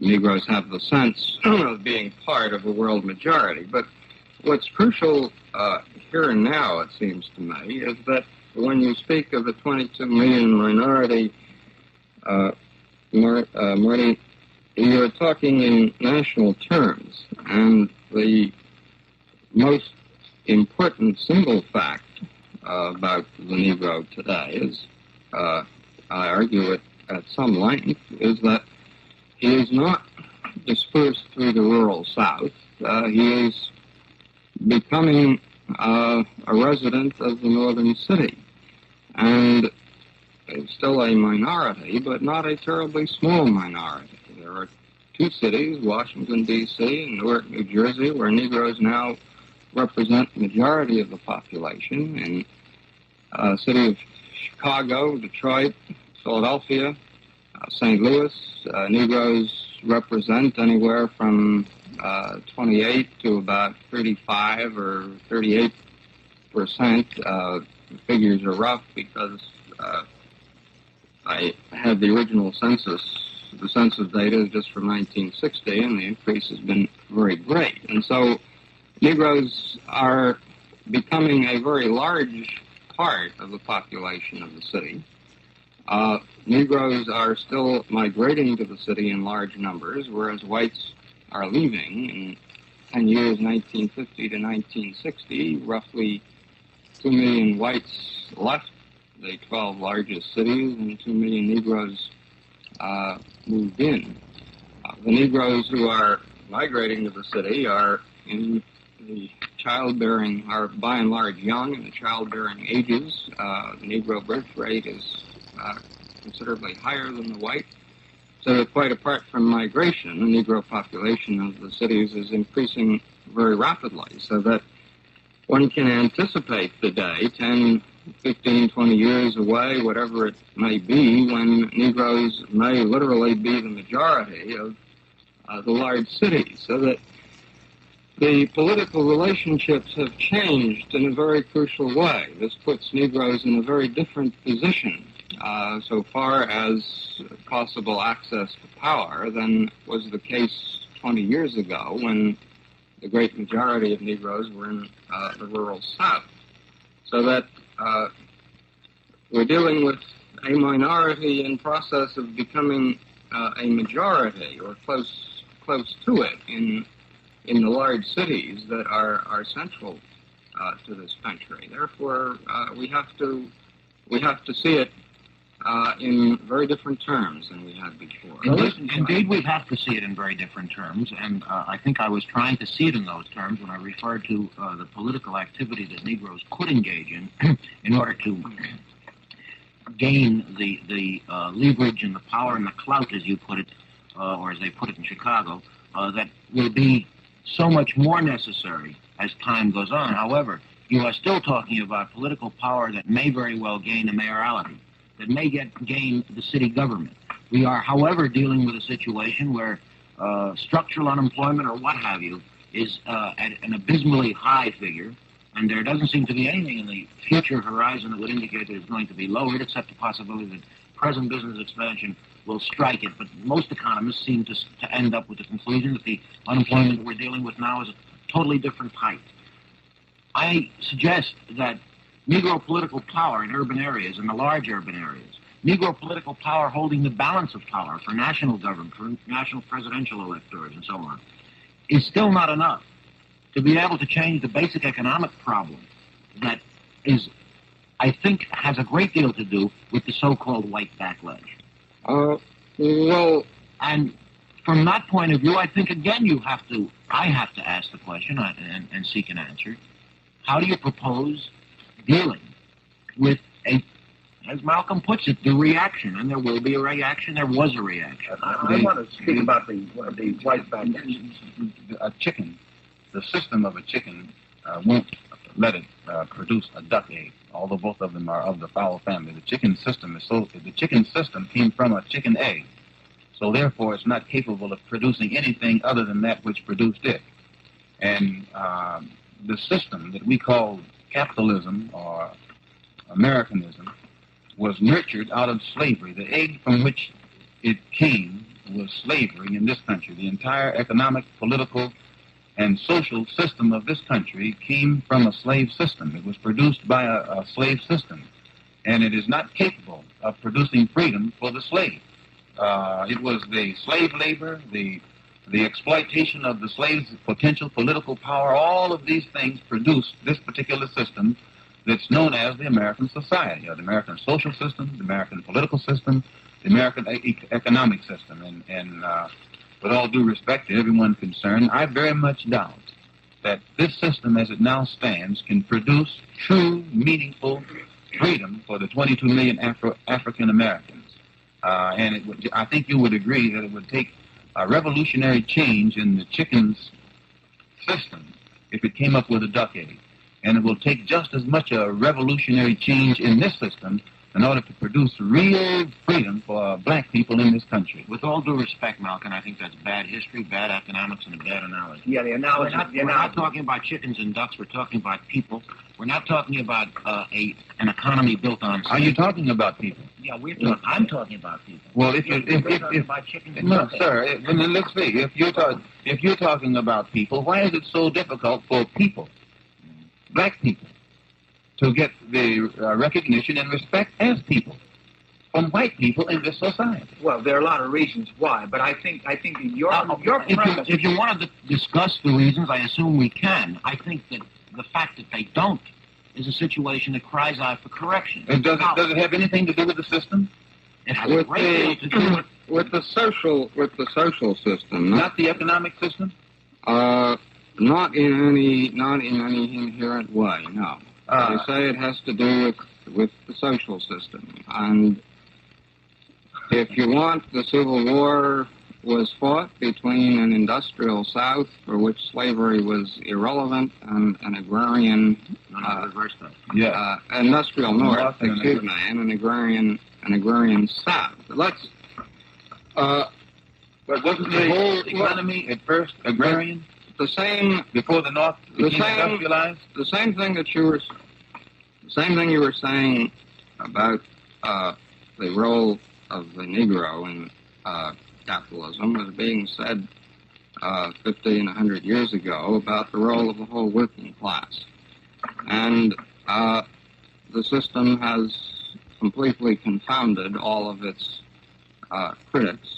And what we discover is that the working class has virtually all, not all by any means, but the great majority have become members of the middle class. The system has worked extremely well, and it hasn't worked for the Negro not because of the nature of the economic system, but because of a social system which has refused to permit Negroes to enter. There is nothing in the nature of our present economy which says that someone of Italian descent or someone of Polish descent or someone of Irish descent can become a skilled laborer or can become an executive or a vice president or a president, but not a Negro. It's our concept of place, that there are certain jobs which are appropriate for a Negro and certain jobs which are not. When I was taking a survey of companies that had signed the President's Plans for Progress program to see whether they were actually fulfilling them. We found that the overwhelming majority weren't doing anything. We asked one company, do you have any Negro salesmen? And the sales vice president looked at us as if we were out of our minds and said, why would we have any Negro salesmen? We don't have any Negro customers. Well, this had nothing to do with the fact that this company was operating at a profit. It had to do with social prejudice. And so the economic system can absorb the Negro without any difficulty. At the moment, Marty, the unemployment rate is coming down.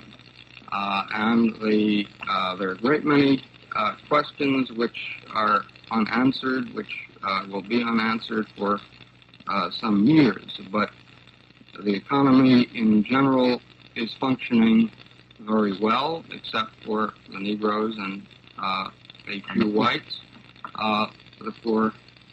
But this is a problem. This is a social problem of the alienation of the poor, not of the economy. One of the great forecasters of doom, W.H. Ferry of the Fund for the Republic, wrote in 1961 a pamphlet, Fought on the Horn of Plenty, which has received enormous circulation, that the test would be in 1964. And he wrote, quoting roughly, not exactly, if by 1964 the unemployment rate is up from 7%, which is what it was then, to 10%, as obviously it would be, why everybody will be agreed that there is a grave crisis in our economy. Well, it's 1964. The unemployment rate is down to 5.1%. It's beginning to move down. So that I just disagree with you completely, Malcolm, on the economic system being the problem. There have to be radical changes in our social system. Are you telling me that the capitalistic system has no influence whatsoever on the social behavior or the behavior pattern of the society? I would put it the other way, that it's the social patterns of the society which are affecting the social patterns of the society which are affecting the way in which the capitalist system operates. The problem of prejudice against Negroes is not restricted to capitalism. It exists in the Soviet Union. Let's deal with the crucial, with what seem to me to be the crucial problems. And I think there are two kinds of problems. There's one the problem of jobs, which you raised, Marty. The other is the problem that P.J. Sidney raised a while back, and that unfortunately we didn't discuss. We got diverted from. And that was when he was telling about the frustration he feels in being unable to make his voice heard. The fact that the pavement is torn apart in the street in which he lives and nothing's done about it. The fact that hoodlums are hanging around his front step and the police are disinterested. And this brings us back to this question of the Woodlawn organization in Chicago, which you had started to talk about a while back, that by himself, P.J. can't make his voice heard because Negroes have been excluded from participation in the decisions that count. But if he lived in the Woodlawn section of Chicago rather than in Bedford-Stuyvesant, his voice would be heard because there is an organization that does have power, which has used the power of 100,000 people in a crucial section of Chicago to force the mayor to listen, to force the University of Chicago to listen. They forced the University of Chicago to abandon an urban renewal plan which would have bulldozed thousands of people out of their homes. Instead, there's now an urban renewal program getting underway, which for the first time in the history of urban renewal in this country, houses will be built, low-income, low-rent apartments, low-cost houses for people before a single person is dispossessed. Houses will be put up on vacant land. Then when the old, run-down tenements have to be bulldozed, the people will already have a place to move. When the garbage isn't collected, the Woodlawn organization brings the garbage down to City Hall, and by God, the garbage collectors come around. When the police are not doing their job, they go down to City Hall, and in a very short order, the police begin to arrest the criminals. What's more important, however, than the fact that the Woodlawn organization is forcing both the city itself and the major institutions in the city to come to terms with the residents is the impact that this organization makes on the residents of the community itself. What's important, in other words, is less what they are accomplishing than the fact that they are accomplishing it. For these people begin to see themselves as people of worth, of substance. When they, one of the first things they did was to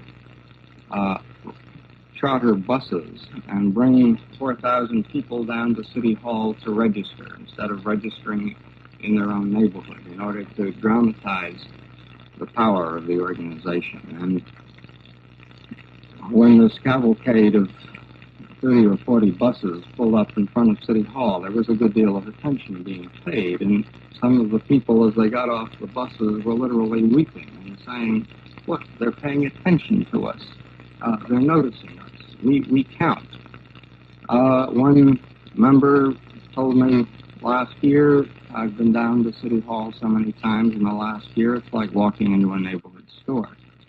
So that this is one way of dealing with the situation, of using power to force the rest of the society to recognize the legitimate needs, the legitimate demands of these residents. Gentlemen, I must interrupt at this time. My guest this morning agreed that this is an excellent book. The title of it is Crisis in Black and White, and it's published by Random House. Malcolm X, P.J. Sidney, and Martin Berger are with us.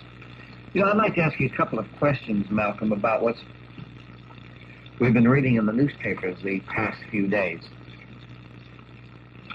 For one, I don't remember whether it was the World Telegram, but one of the papers carried a story. It was a headline story right on page 1 that your life had been threatened. I guess everybody, when they go through life, this happens to them once in a while, or somebody may threaten them. But I mean, is this a real threat? Back in March, that the order had been given, rather, to try and silence me. And at the time that I mentioned it, the black Muslim newspaper, Muhammad Speaks, ridiculed it, said that I was insane, among many other things. And from the rostrum or pulpit in most of the temples, the ministers of that organization have been trying to make the Muslims think the same thing. But last week in Chicago, the national secretary of the Muslim movement, John Ali, on a program called Hotline, which was moderated by Wesley South, admitted outright that I would be killed. This was his own words. And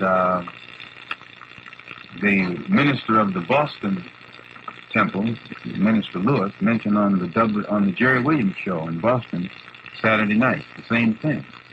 And now, when I mentioned this back in March, they tried to make it sound ridiculous, but they had sent someone to do it. And fortunately, the person whom they sent was a person whom I knew quite well and who knew me, and he had a good academic foundation. He was intelligent. He could think for himself. And what he was asked to do didn't add up. And for that reason, he sought me out to get some kind of understanding, and I let him know the real reasons that all of this was developing. And he also had contact with the other brothers who fell in the same category, who would carry out the same type of chore. So every effort that was made to get someone to do it failed at that time. And most of the ones whom an effort was made to get to do it ended up leaving the black Muslim movement, or at least I should say many of them left the black Muslim movement and are out now. So the efforts to do so recently stemmed from my trip to Mecca. When I was in Mecca, I wrote a letter back pointing out my own observations and discoveries over there. Prior to going to Mecca, I had always been taught by Mr. Muhammad that the white man was the devil, that he was evil by nature, the embodiment of evil, the personification of evil, and therefore could do no good. And as such, he was not permitted to enter Mecca, which he taught us was a holy. They knew what was happening, and they began to leave the movement too. And so a stepped-up scare program was devised by the officials of the black Muslim movement to try and frighten the others back into line. And what it has actually done, it has created a very dangerous atmosphere where it has turned Muslim against Muslim. And because a Muslim is very religiously sincere, you will find that he is capable of doing anything that he thinks is right, his religious right, or he thinks he's doing the will of Allah, he'll do anything. And so I wrote Mr. Muhammad a letter and told him that he would actually be responsible for any bloodshed that took place between his followers, because all he had to do is open his mouth, and all of the disturbance would subside. Mr. Muhammad has more control over his followers than any man in the Western Hemisphere has over anyone. Anyone who follows him will do anything he says.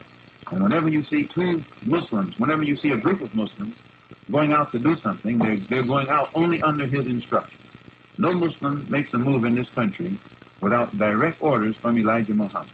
So when you find them in any kind of body or acting in concert to carry out any kind of action, that stems from his instruction. But he's a man who is shrewd enough to hide his hand. If he thinks that it is necessary for his followers to commit violence, then he will talk peace and stay in the background and pretend that he doesn't know what's going on, as he has kept very quiet about this whole thing. All of the while it has been going on, he has kept quiet. Well, that's his strategy. But at the same time, he's egging his followers to fight each other. And I think that in an organization that refused to fight when some of our members were shot down in Los Angeles, and also no order was given for us to fight when some of our brothers were brutalized in the mosque in Monroe, Louisiana, and also when many of our brothers were beaten in Rochester, New York. At no time have any order come for us to fight the enemy at that time. But today, the order has been given for Muslims to fight Muslims, and I think that it's a very dangerous thing. And it all stems from the fact that someone is guilty of a very bad crime, and they're trying to hide it. And in trying to hide it, they don't care how many lives are lost.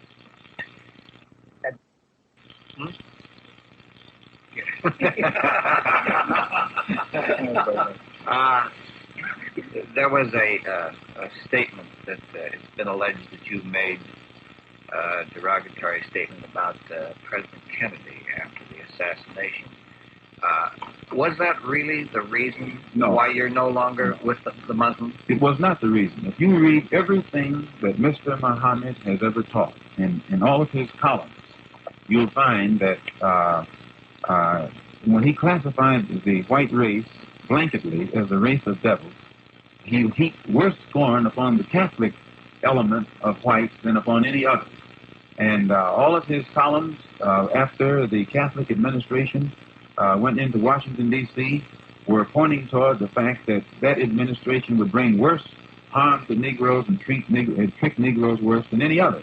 In fact, the type of understanding that he gave me made me spend more time attacking Kennedy probably than I attacked any other man. But that attacks of mine stemmed from what I was being taught. So that when Kennedy was assassinated, and I made the statement that I did, I was at least I wasn't being hypocritical. And for the black Muslim movement to come up and after teaching what it taught and saying what it said, and then jumping up and putting his picture on the front of the paper to try and make whites think that they had changed, I think was being very hypocritical. I at least was consistent. But the statement that I made concerning Kennedy was not the real reason for which he took me down. He was afraid because of something that was happening within the Muslim movement, and the fear that when it became known, many of his followers would leave him. His family wanted the authority that I had cut, and they found since I had never broke Muslim laws, probably lived up to the Muslim laws more religiously than anybody else did, they couldn't find any other reason to remove me from that position of authority. So they waited until I made this untimely remark concerning Kennedy's death, and it was also distorted in the press. Mr. Muhammad knew it was distorted, and he knew that even after I made it, had I been allowed to clarify it in public, that it would have been understood. But I could make no explanation whatsoever.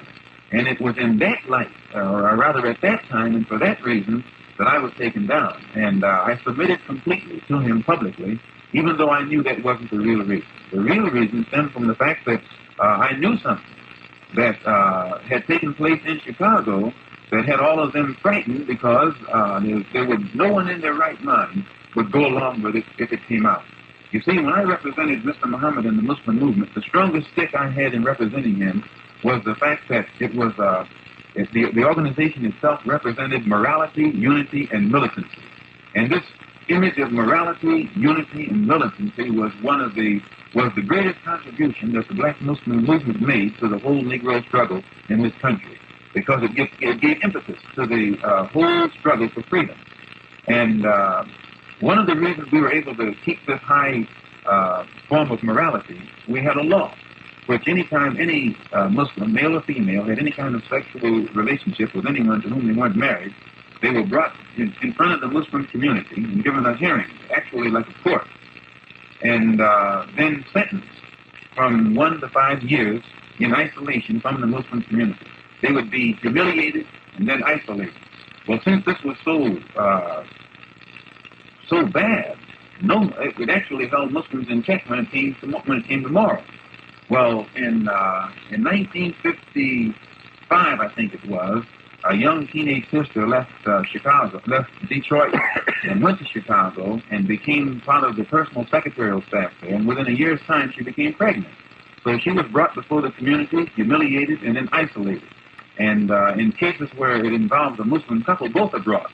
But because this sister was brought forth by herself, it was taken for granted by all of Mr. Muhammad's followers that the person that had violated her was a non-Muslim. So in 1956, I think it was, another young teenage sister left Lansing, Michigan, and went to Chicago and became a part of the secretarial staff. And the same thing happened to her.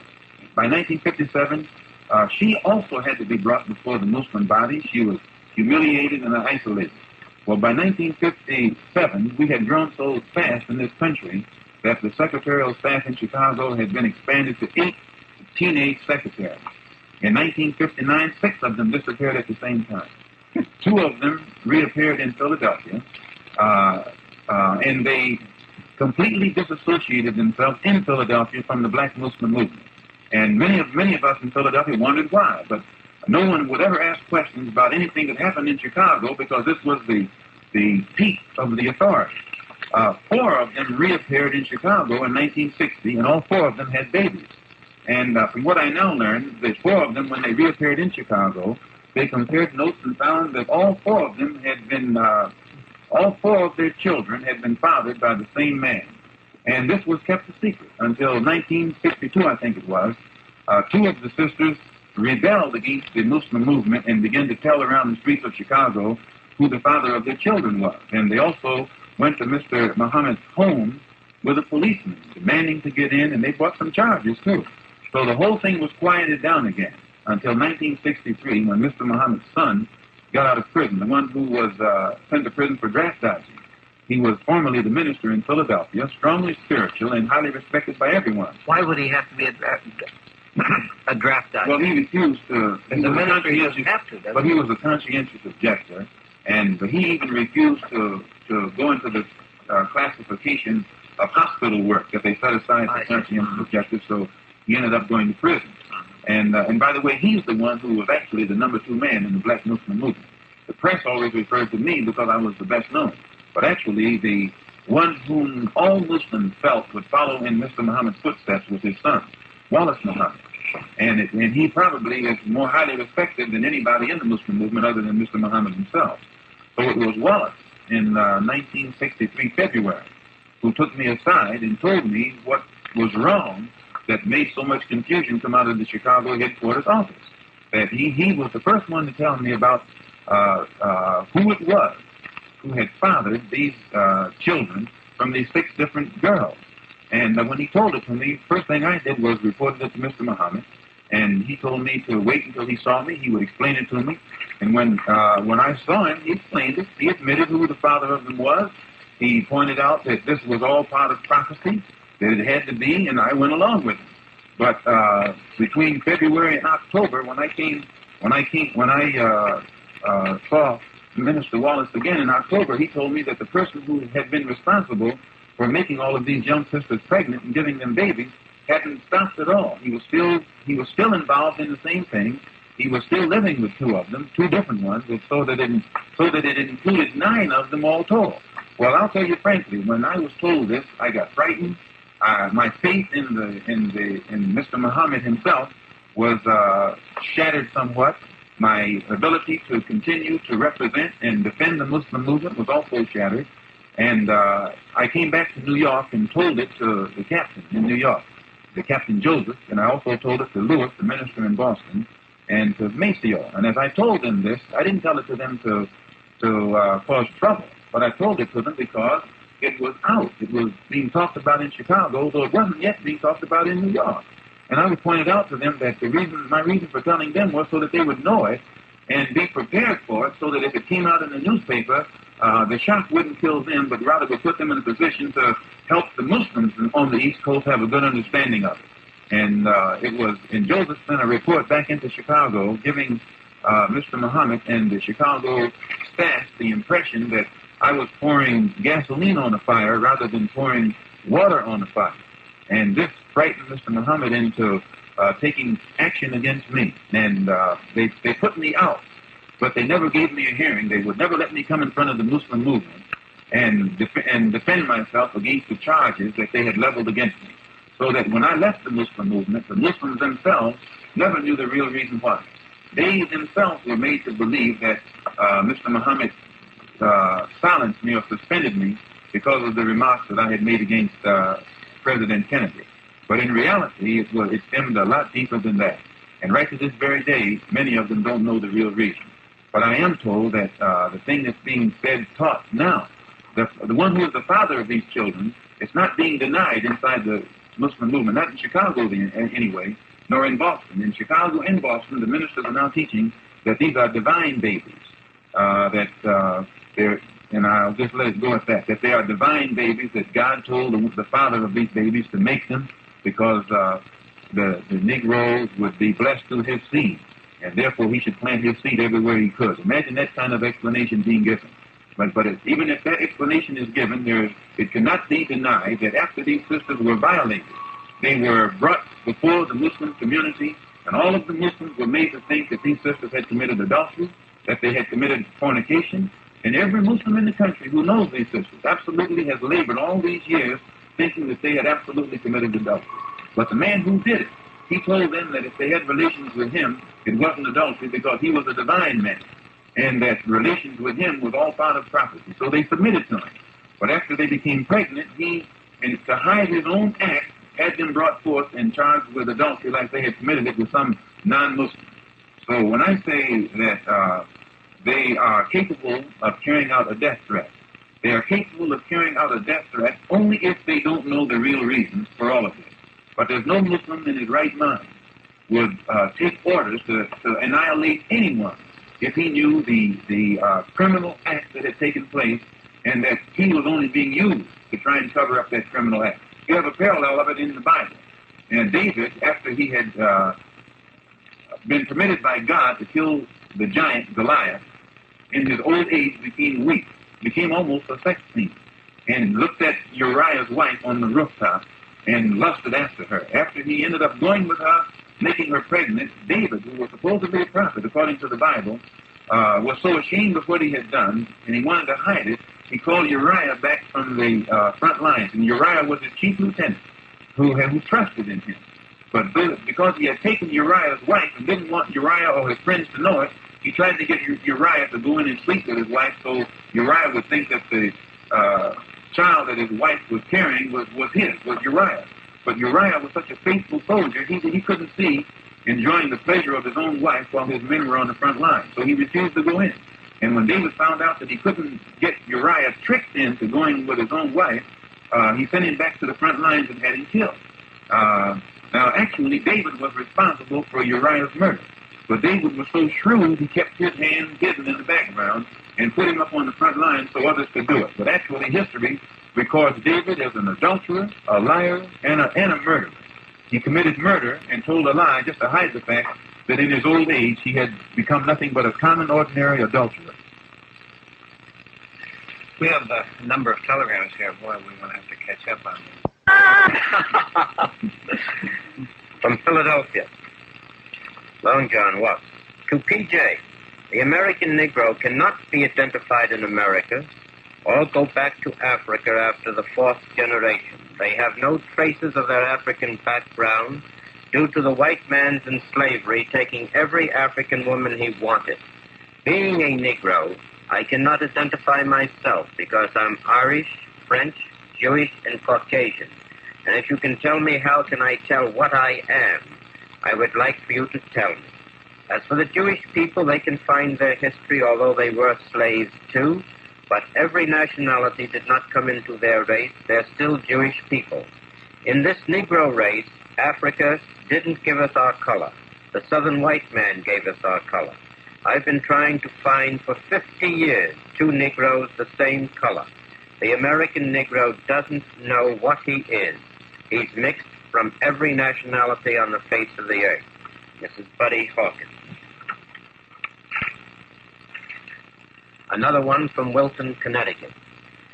Malcolm X, I would hope that you would help us to rehumanize ourselves by addressing our group at some early date in the future. I think the big barrier is that of communication, and that if we express ourselves often enough and honestly enough, we may find an eventual common denominator. Please allow me to contact you if you have a free speaking date in the future and would be willing to help us to move toward a true understanding of each other. Sincerely, Mrs. Renee Eastland, Wilton Council on Human Rights. I'll give this to you because it has the address. Yeah. New York, W.R. Watts. With a living present and a hopeful future, who needs a dead past to cling to? May Iris Davis. New York. Reference coffee break. Oswald reported to have fired on General Walker in his home. Stationary target and missed. Rifle reported of different caliber. If Walker report true, how account for deadly accuracy Kennedy assassination? Hope Warren Commission comes up with right answer. Ray E. Hinckley. New York, Watts. Malcolm S. X must have gotten his education in America, and at the time no one distinguished whether he was African, Negro, or what. To this day, if he wants to cry, please tell him his money will do much better in social studies as we progress. Thank you. Ferguson. The education that he speaks of, and probably the education that most of our people have gotten, mine went to the 8th grade, and that's the extent of it. And whatever I've learned since then, I've learned out here scrubbing on my own, most of it from Mr. Elijah Muhammad. And I don't think that white people can throw it in the black man's face or escape their responsibility by saying, we got this or we got that from them. That still doesn't solve the problem. The only way the problem is going to be solved is if whites force themselves to listen to blacks speak their mind, not just say what whites want to hear, but speak their mind on how they really feel on the reality of the problem. And I think that blacks should do the same thing with whites. And whenever honest communication takes place between black and white, you'll find that these lines of communication will bring about a better relationship between them both. But when a white man can only listen to what a black man says if it's what the white man wants to hear, and the black man can only listen to what the white man says when it's what the black man wants to hear, both of them are actually wasting their time. This is one of the reasons why I made the statement that I did about crisis in black and white. I don't go for all of it, but most of it in there hits in areas that oftentimes aren't found in books. It shows the fault on both sides. New York. To gentlemen's complaint that it can only happen in a Negro community, it happened on Tremont Underpass in the Bronx. No name, please. Situation you referred to in your neighborhood. Mr. Samuel said, quote, it took the Irish, I guess that's Mr. Silverman said, it took the Irish longer than any other immigrant group, unquote. What does he mean? We have never had any other so-called immigrant group representative as president. Connie Connell. From Brooklyn, you are very naive. In the South, they call them outside agitators. In the West, they call them communists. And in the East, they call them gangsters. The word is synonymous. Dick Callisto. New York, what? Have that gentleman read Francis and Kemble, quote, Journal of Residence on Georgian Plantation, 1832 to 1837, unquote. This would clarify many statements he makes. Feature Wilson. New York, Long John Neville Watts. Quote, the Arabs say that the land on which Israel now stands was theirs 1,000 years before Moses and his horde of slaves came ravaging out of Egypt, unquote. What do you say about that? M. Davis. New York, what? Dear Malcolm X, at Reconstruction time, President Hayes betrayed spilled blood and wealth of American Union. Anti-civil rights forces, be they trash or presidential hopefuls, would subvert 100 years of work and hope, if not exposed for the brute despots they are. Hit them hard with the facts. Thanks, Joseph Eastman. I never mentioned Gold. New York. Long John. Although I am not a Malcolm X fan, his point concerning a person's a person wants the name Negro disapplied is true. Whenever the name Negro appears to many whites, it automatically means one who is inferior. The Negro in America has been taught both directly and indirectly that he is in second place when it comes to the whites. Eugene McGriff. Let me just remind our listeners, too, please do not send any more telegrams, because we could get another 20 telegrams or so in the next hour, and we wouldn't have an opportunity of talking with our guests. We have a long one here from Brooklyn. Just one for a yes or no answer. That's right.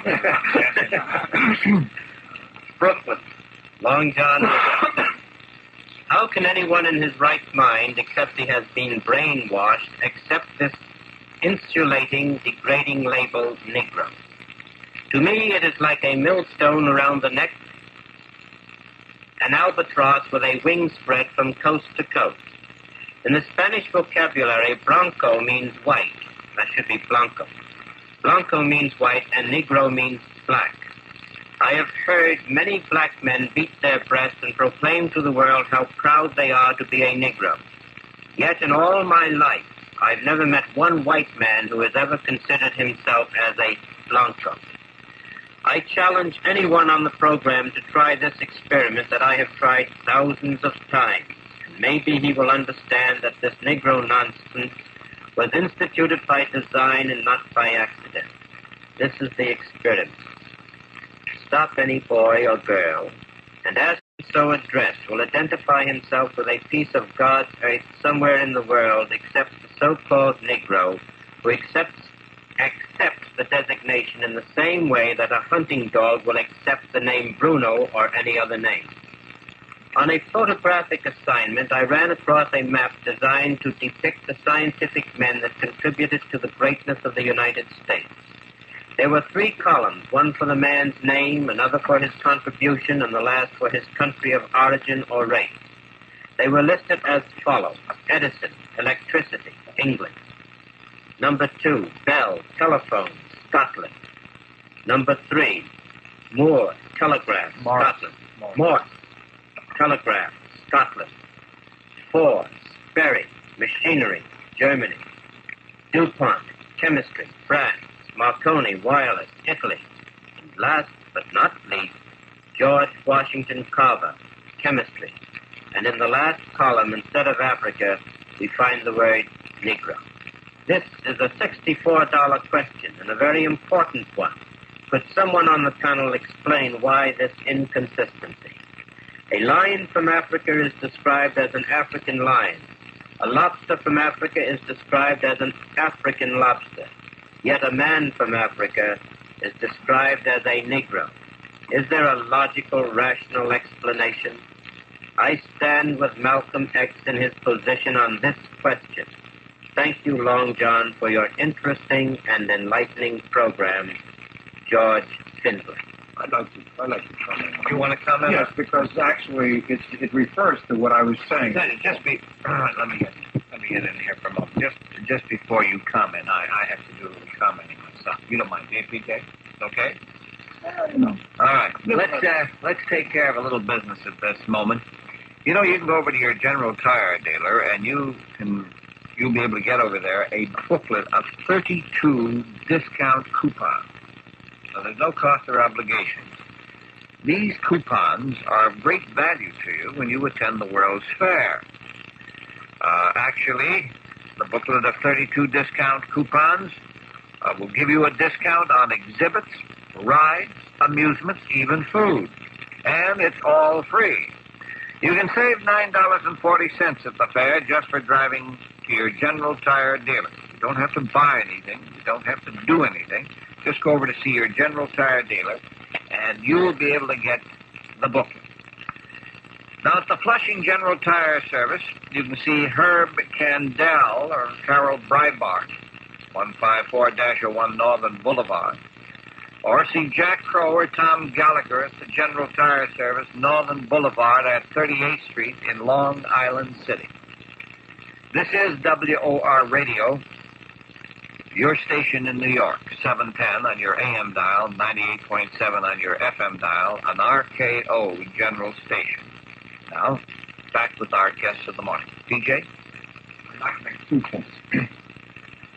One is, to repeat, I don't think that it matters what name you give a rose, as long as we establish it's a rose.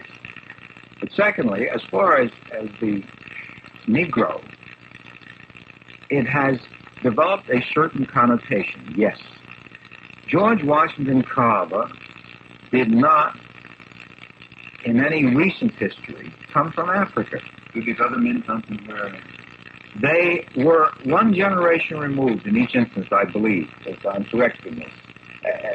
Wouldn't you say so? They were probably one generation removed. They were recently enough removed. How many generations was George Washington Carver? Oh, I would say, I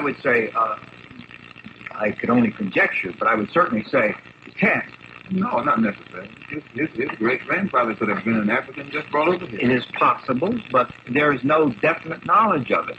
And therefore, this Negro is a convention which has grown up.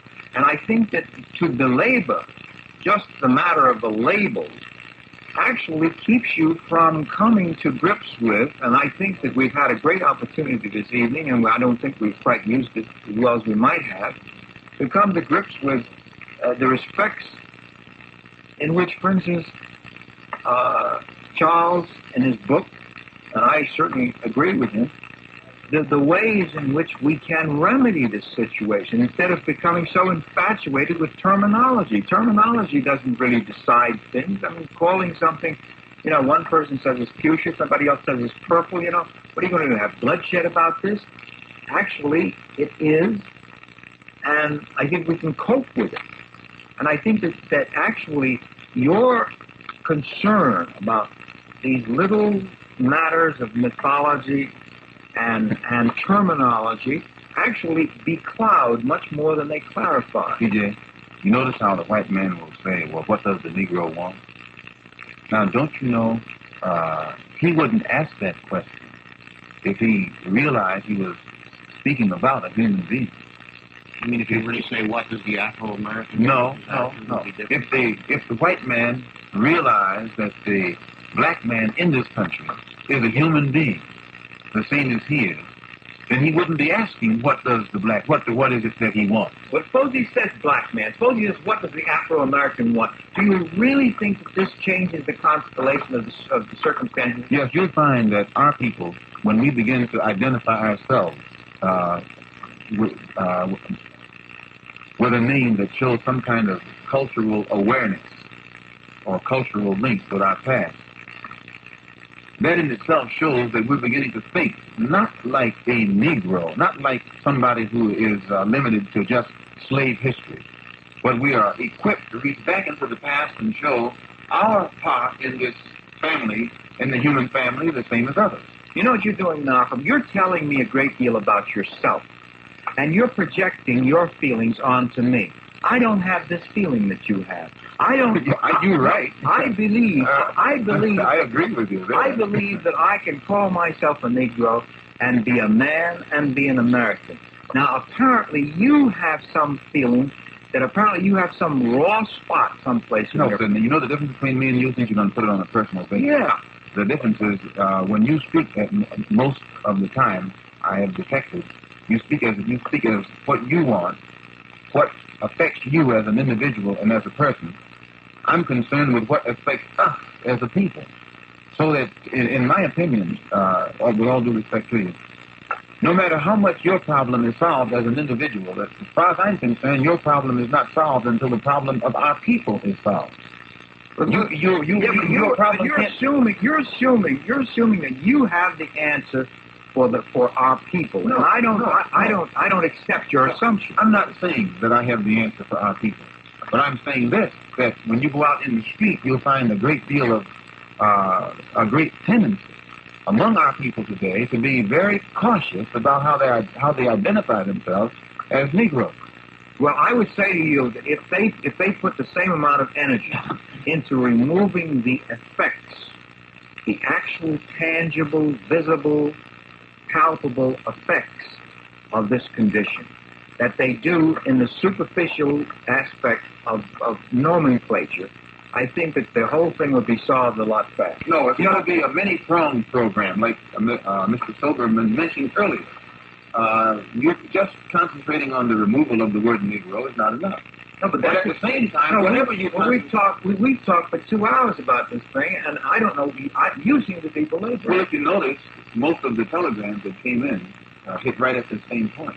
And I don't think that the Afro-American intellectual, usually because he loses touch with the masses, is aware of the fact that the masses of black people in this country are beginning to become very touchy about that word Negro.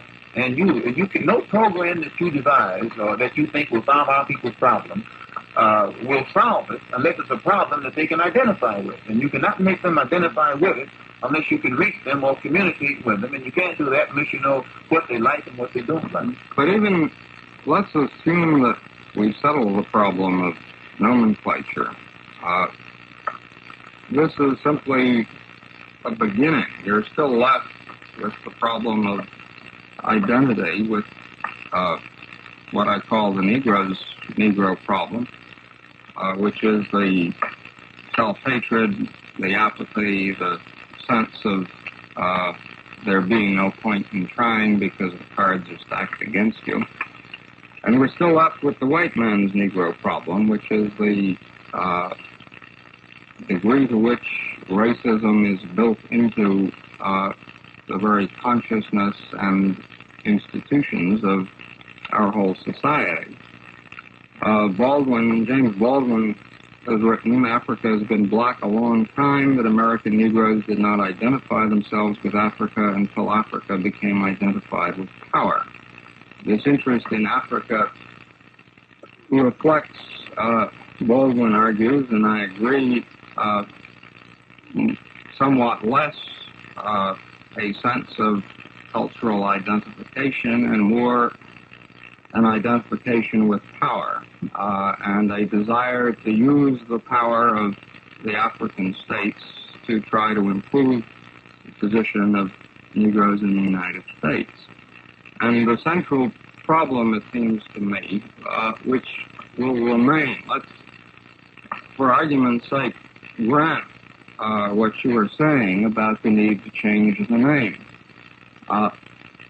You still have the problem of how do Negroes change their sense of themselves, how do they acquire an identity, which it seems to me is tied up indissolubly with the question of how do they acquire power, how do they make their voice heard, how do they determine their own destiny. It seems to me it's bound up with the question that DJ raised before of his voice not being heard when the hoodlums are congregating on his doorstep, but his voice not being heard when the street is torn up and people are in danger of falling and hurting themselves, cars are falling into the hole. That the central question is that Negroes have been denied access to power, that whites have always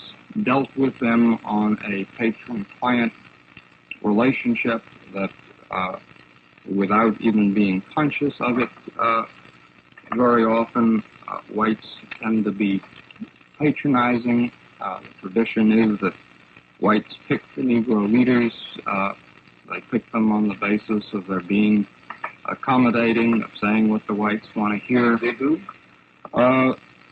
They do. Elaborate on that. Well, one example that I give in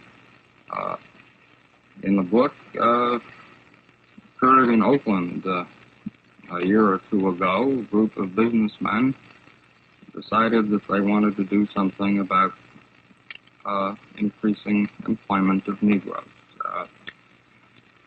They put it quite bluntly, we want to open up some jobs, increase employment of Negroes before we get hit with boycotts or pickets. And so they formed a committee to discuss what they could do and how to raise money to try to provide some training for Negroes to move them into better jobs. And after a certain point, the committee wanted to sit down and discuss alternatives with some Negroes. What did they do? Well, they didn't, curiously enough, they didn't call on the Negroes who would be calling out the pickets or setting up the boycotts. As the leader of the group, vice president of Kaiser Industries, said to me, I didn't want any of those agitator types from NAACP. I wanted people who'd forget about the past, talk about the future. And so I called, he named a certain gentleman, Negro leader, and he added parenthetically, he's the whitest Negro in town. Well, the whitest Negro in town was the whitest Negro because he worked for the city government, therefore was not in a position to oppose what was being done. And this particular man got together a committee of other Negroes who proceeded to meet with the businessmen. He was what the power structure calls a responsible Negro. He was responsible. He was a responsible Negro. But this is part of the problem, that Negroes have been denied access to power. Whites have dealt with them in this kind of way. Whites, in their day-to-day relationships, tend to deal with Negroes in a very patronizing way. My favorite illustration here is incident that occurred last year when my wife was in the hospital. And Negro porter came in to wash the floor. While he was cleaning it, the housekeeper came in to check on his work. And she was very pleased. He was a very good porter. The floor was shiny. And she said to him, bestowing a great compliment, doing a very good job. You're a good boy, Jimmy.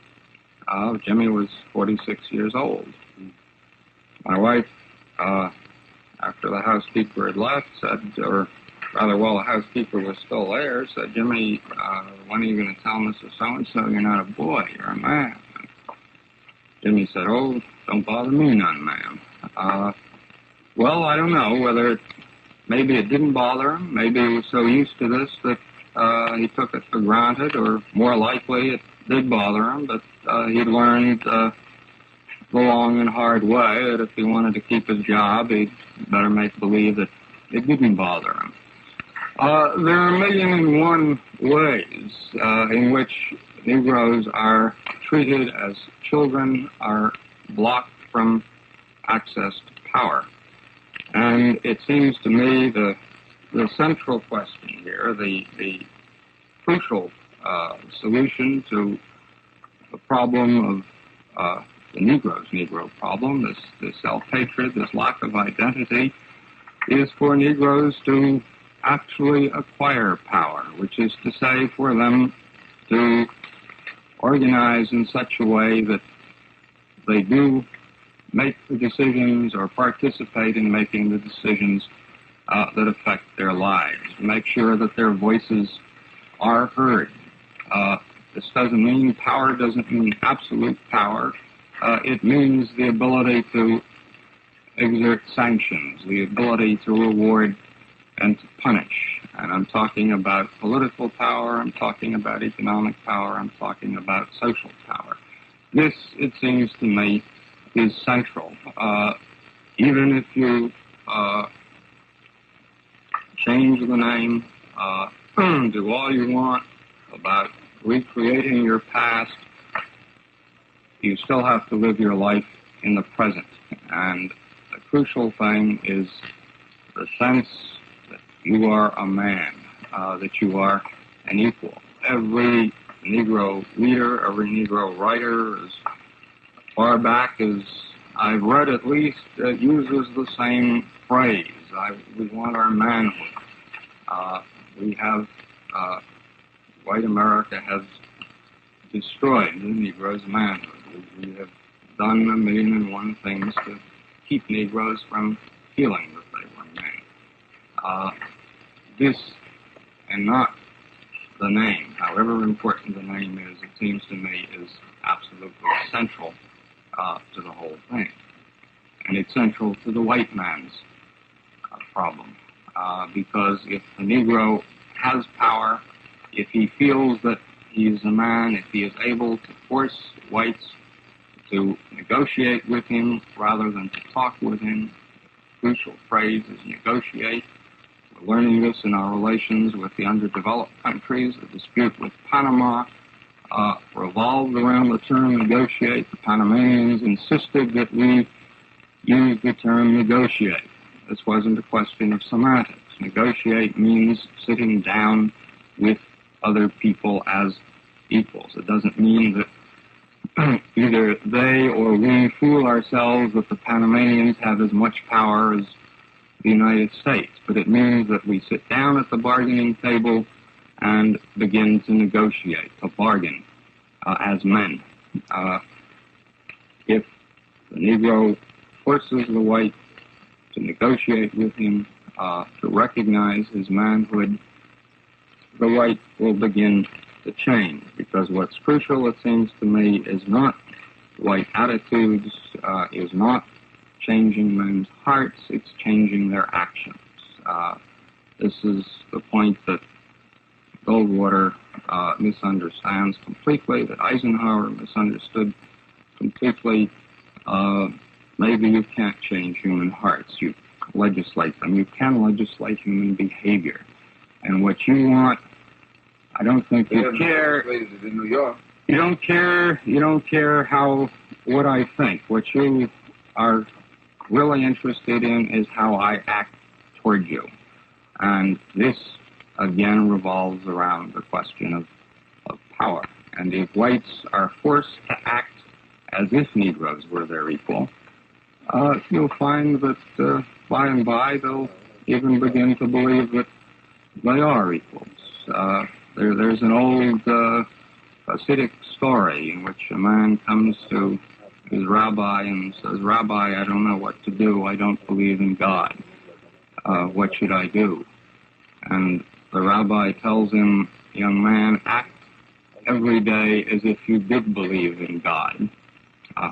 Perform the ritual, obey the laws, and you'll find after a while that you do believe in God." Well, I think the same thing is true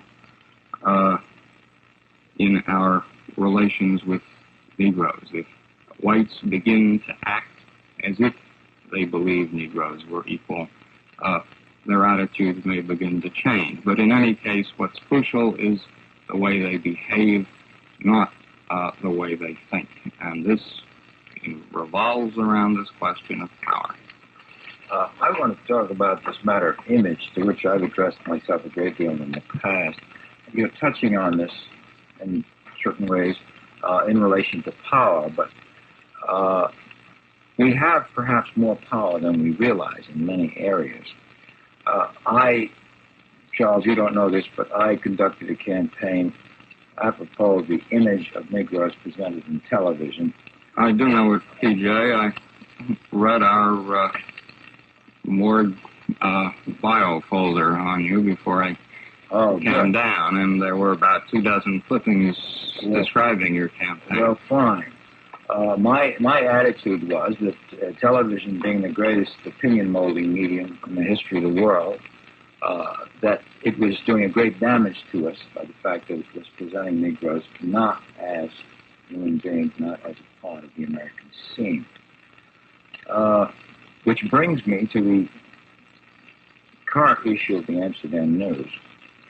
And in Dave Hepburn's column, he wants to know what's wrong with Amos and Andy. And I would say that he displays himself to be pretty much about as brainwashed as anybody can be. He defends Amos and Andy on the basis that it's good entertainment. He says that there are some Amos and Andy's in our group. How did this slip by Jimmy Hicks? Jimmy Hicks? I don't know. I would have expected Jimmy Hicks to have written this. he goes on to say that it has had very high ratings. He goes on, finally, he says that we must look at it objectively, and of course I want to know who's objective. You know? And finally he says that he wishes that our only sorrow is we did not write Amos and Andy. With the residuals accruing to us, we could probably buy out half of Alabama and integrate it on our own terms. And I called Dave and had to point out to him that, first of all, the Negroes who appeared in Amos and Andy are getting no residuals. Even if I would not go along with this argument, but if they argue that, well, look, some actors are getting some residuals, it just happens that the way the thing is set up, nobody's getting anything. I believe that Negroes should find out what products are sponsoring this Amos and Andy, and should decline. Those who live in the Chicago area and those who don't live in the Chicago area should find out what products are sponsoring Amos and Andy, and indicate, use that economic power. I'm distressed, for instance, that Martin Luther King has just come around. Incidentally, I'm not an admirer of Martin Luther King as you are. Martin Luther King is a best-selling author and a recording star. But actually, in my view, the last thing he did was the Montgomery boycott. In my view, he's done nothing since that time. Nothing that really matters. He stands up that you can point to. I understand from my reading of the reviews of his new book, however, that he is discovering what a lot of us have been saying for a very long time, and that is that Negroes will have to use the leverage of their of their buying power on one hand, and their voting power on the other hand. And I find it very disappointing that this man has gotten this much publicity, this much acclaim, and he comes to this so late. It seems to me kind of being a little bit retarded. Well, I think he learned a good deal from Birmingham, PJ. This was but don't you think he was awfully slow when so many of us have been saying this for such a long time, and that he got this much acclaim, and that he comes to it so late? Forgive me, I'm not equipped to defend the Reverend King, but I would point out that the fact that so many of you have been saying it for a long time strikes me as rather odd. Why haven't you been doing something about it a long time? Some of us have. Let me finish. 3 years ago, I proposed, if I may use the I, that we get a group of secretarial people together, some people who want to do some encyclopedic drudgery, and figure out exactly what products are made in exactly what cities in the South, and start a selective buying campaign regarding this, and advise whatever media publications we can get into that this is going on, and so on. And everyone agreed this is a fine idea, but it never got off the ground. Now, this is one of the things I think that we had started talking about earlier. What is the leadership? What is the leadership doing, and where are they leading it? There is no leadership. All right. If that be the case, either it must be developed indigenously, which apparently is not happening, or as happened in Woodlawn, it came from the outside. No, it was, the impetus came from the outside, but the essence of the Woodlawn experience is that it developed indigenous leadership. And by virtue of the fact of the genius of a particular organizer, Saul Alinsky, who, as you point out, comes rather rarely. But instead of poking the finger at, if you will, the so-called leadership, find others. One thing that the, as you say, so-called leadership has done, there was the Big Six and these others. For the past 10 years, they've created a climate and methods that perhaps has forestalled what I believe will eventually develop into a full-scale guerrilla campaign on the part of Negroes in this country for their freedom, the same as you find oppressed people all over this world. What exactly is a guerrilla campaign? The frustration that exists in the black community right now, and by black communities across the country, is of such nature, whites don't want to hear it. They want these Negroes to come and the Negro leaders to come and tell them that things are in check, that we're making progress, our people are getting patient and going to continue to be nonviolent and things of that sort. Whereas in reality, the type of frustration that exists in the black community is of such nature that all you have to do is realize that these aren't Negroes, but these are human beings. And then ask yourself, what would whites be doing if they were in the same position? They would be devising means and methods sooner or later to strike out for their freedom. And when you realize that the black man is a human being, the same as yourself, then all you have to do to know what he will do is figure out what would you do if you were in the same situation. And there's not a white man in his right mind who would put up with the false promises and things of that sort that our people have experienced or heard in this country, especially during the past 10 years. But striking out doesn't do it. I understand the impulse. I don't think it does. You're playing the Negro chief. I think you need more. You need more than that. You need organization. You need a theory of politics. You need a strategy. You need some. Can't strike out blindly. You can't strike out. Wait a moment. Go back in history, and I think take the Algerian situation just as an example. When they first began to strike out in Algeria, they didn't strike out in an organized way. They just became so frustrated until little irrelevant groups began to just go throughout the area and grab whoever they could. And it developed into an organized method which eventually set off a revolution. And it has happened similarly in many other countries. Yeah, but you frequently make comparisons between incomparable situations. You think they are incomparable? No, I think I can demonstrate it in this particular instance. For instance, Just before you do any demonstrating, let me have a chance. look, I'm a demonstrator. I realize that. Non-violently. All right. Hold on, John wants to strike out. That's right. Very good. Let me take a moment here to again remind you that if you go to the General Tire and Rubber dealer in your community, you will receive a free booklet of 32 discount coupons. This will give you a discount on rides, food, exhibits, and many of the wonderful things that are in store for you at the World's Fair. All you have to do is to drive over to the General Tire dealer in your community, and he will be more than delighted to give you this booklet of 32 discount coupons that'll save you as much as $9.40. You can see Dick Esposito at the General Tire Service, 252 East Main Street, Bay Shore, in Staten Island. Visit Vince Kieran Tire Company, 367 Bay Street, Tompkinsville. This is WOR Radio, your station in New York. Now, back with our guests of the morning. Malcolm X, P.J. Sidney, Charles Silverman, and Martin Berger. Mr. Berger is an attorney. P.J. Sidney, actor. Charles E. Silverman is the author of the book we've been discussing this morning and describing, too, in detail, Crisis in Black and White, published by Random House. P.J.? Malcolm, you compare incomparable things, and I want to point out in this particular instance because this is a very glaring illustration. First of all, in the case of the Algerian situation, the Algerians were trying to kick out the French. And that immediately makes it a different situation. The Algerians were numerically greater in numbers, if I'm not mistaken, than the French. This makes it an entirely different kind of situation.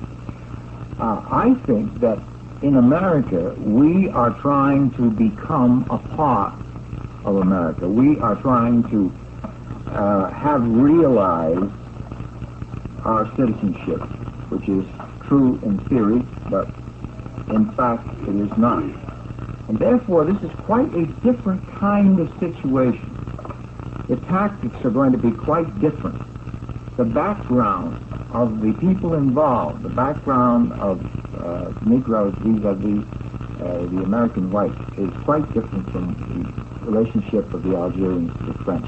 And I think that if you see, first of all, I think analogies are bad to begin with. We all use them because we have to. They sometimes are the best things we have. But at least we have to, if they are going to have wide flaws in them, we have to recognize these flaws and take them into account. If I can just say, I know you want to answer, Malcolm. Let me just say one thing briefly. Lorraine Hansberry, a couple of years ago, coined a metaphor that Baldwin picked up and has made famous. He raised the question, who wants to be integrated into a burning house? Well, I think, in a sense, the question now has to be turned around in part. And this was what disturbed me about that meeting Monday night. The question is, okay, let's agree the house is burning. Do you want to put out the fire and rebuild it? Or do you want to pour gasoline on the flames? What bothered me about Monday night was the feeling that the Negro artists and intellectuals on the platform seemed to me to want to pour gasoline. It seems to me, I understand the rage, but was it just the rage, or were they reflecting the feelings of Negroes in general? They were reflecting the feelings of a very great many Negroes. But it seems to me that for better or for worse, like it or not, there's only one house, and the question is, how are you going to rebuild it? And this, it seems to me, if you want to pull the house down and yourself with it, like Samson, I can understand. Institutions have been successful in dividing the Negro community among a lot of competing leaders, but a crucial part is that a terribly large proportion of the Negro voters don't vote. I'm not criticizing them. Their feeling is, what difference does it make? What I'm saying is that they must be organized. Again, to cite Woodlawn, the number of Negro voters was increased enormously in that district.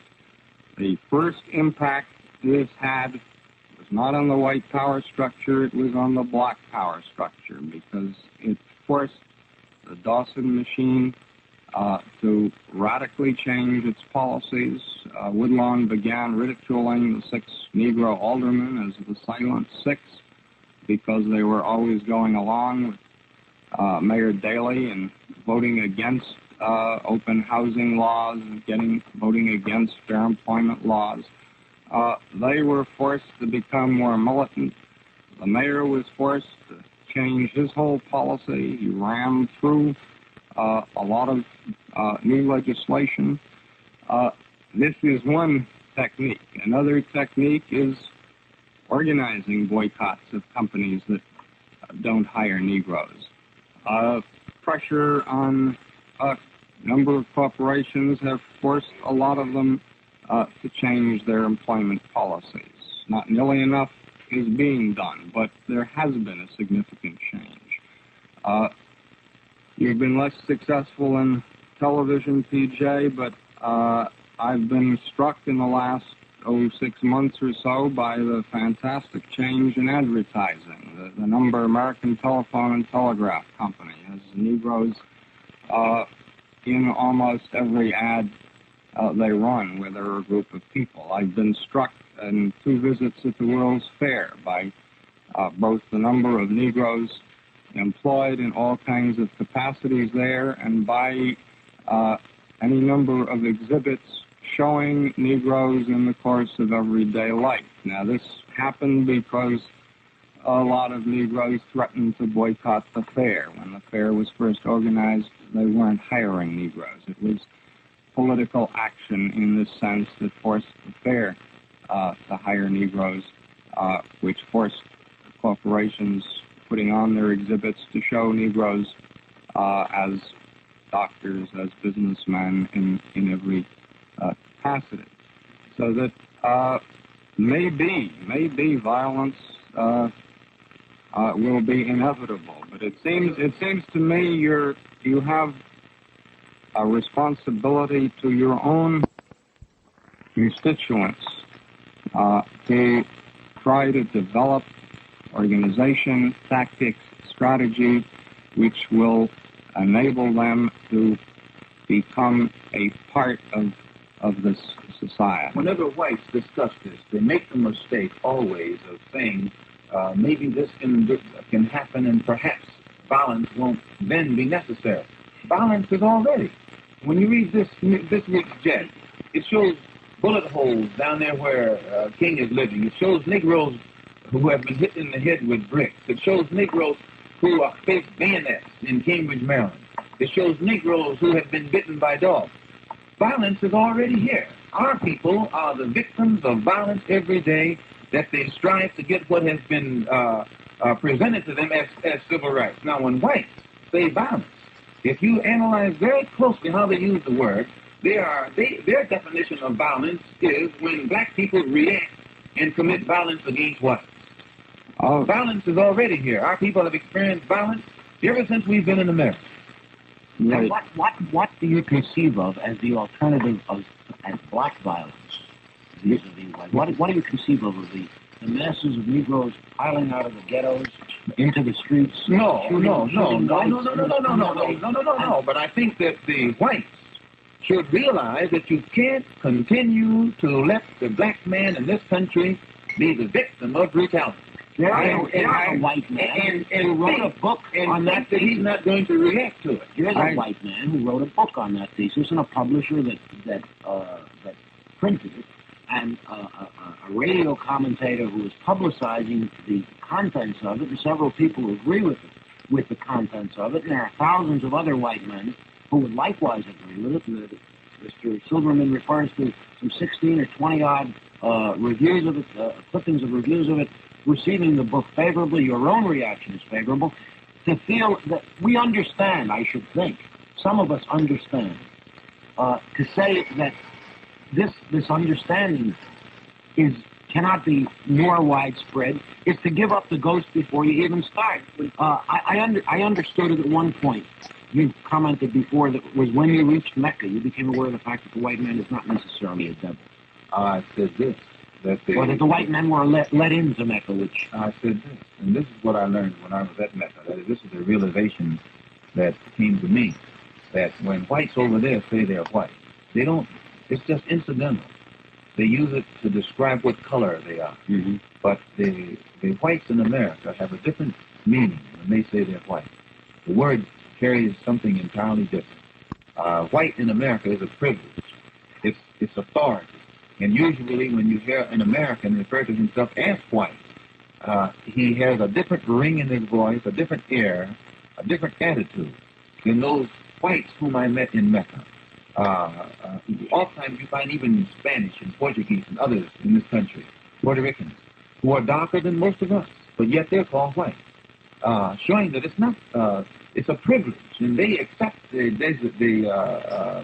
designation primarily because they want to be of that privileged class.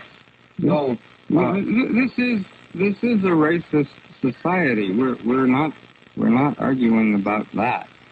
But again, the answer to the white brutality against Negroes in the South, it seems to me, is to mobilize Negro political power so as to force the federal government to intervene. Because the federal government has the authority under the Constitution now. Now, a combination of SNCC, NAACP, CORE, and Southern Christian Leadership Conference is planning a saturation campaign in Mississippi this summer, which is designed specifically to create a situation which will require the federal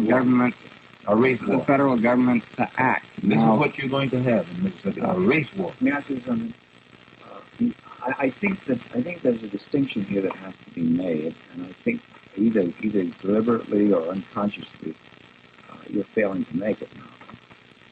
I think that there's a difference between the possibility of violence growing out of these demonstrations on one hand, and violence being predicted as a matter of inevitability and as a matter of policy.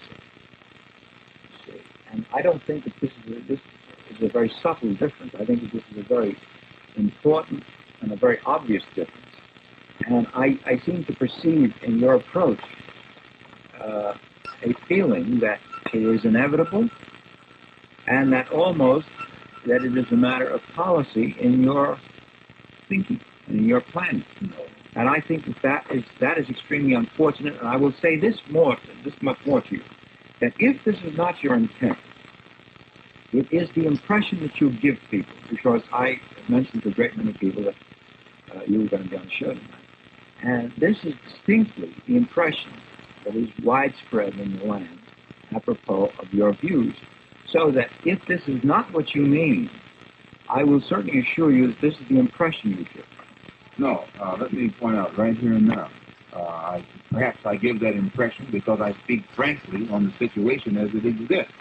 And you can walk the streets of Harlem, not only Harlem, but any Harlem in this country, and speak with people out there in the street who are unemployed, who are living in those ghettos, and who are catching hell, black people. And you will find that there's a growing tendency among our people to have just an absolute don't care attitude. They begin to sound like Patrick Henry, liberty or death. Now, I'm never going to fool a white man into thinking that our people are satisfied in any way, shape, or form. Wait.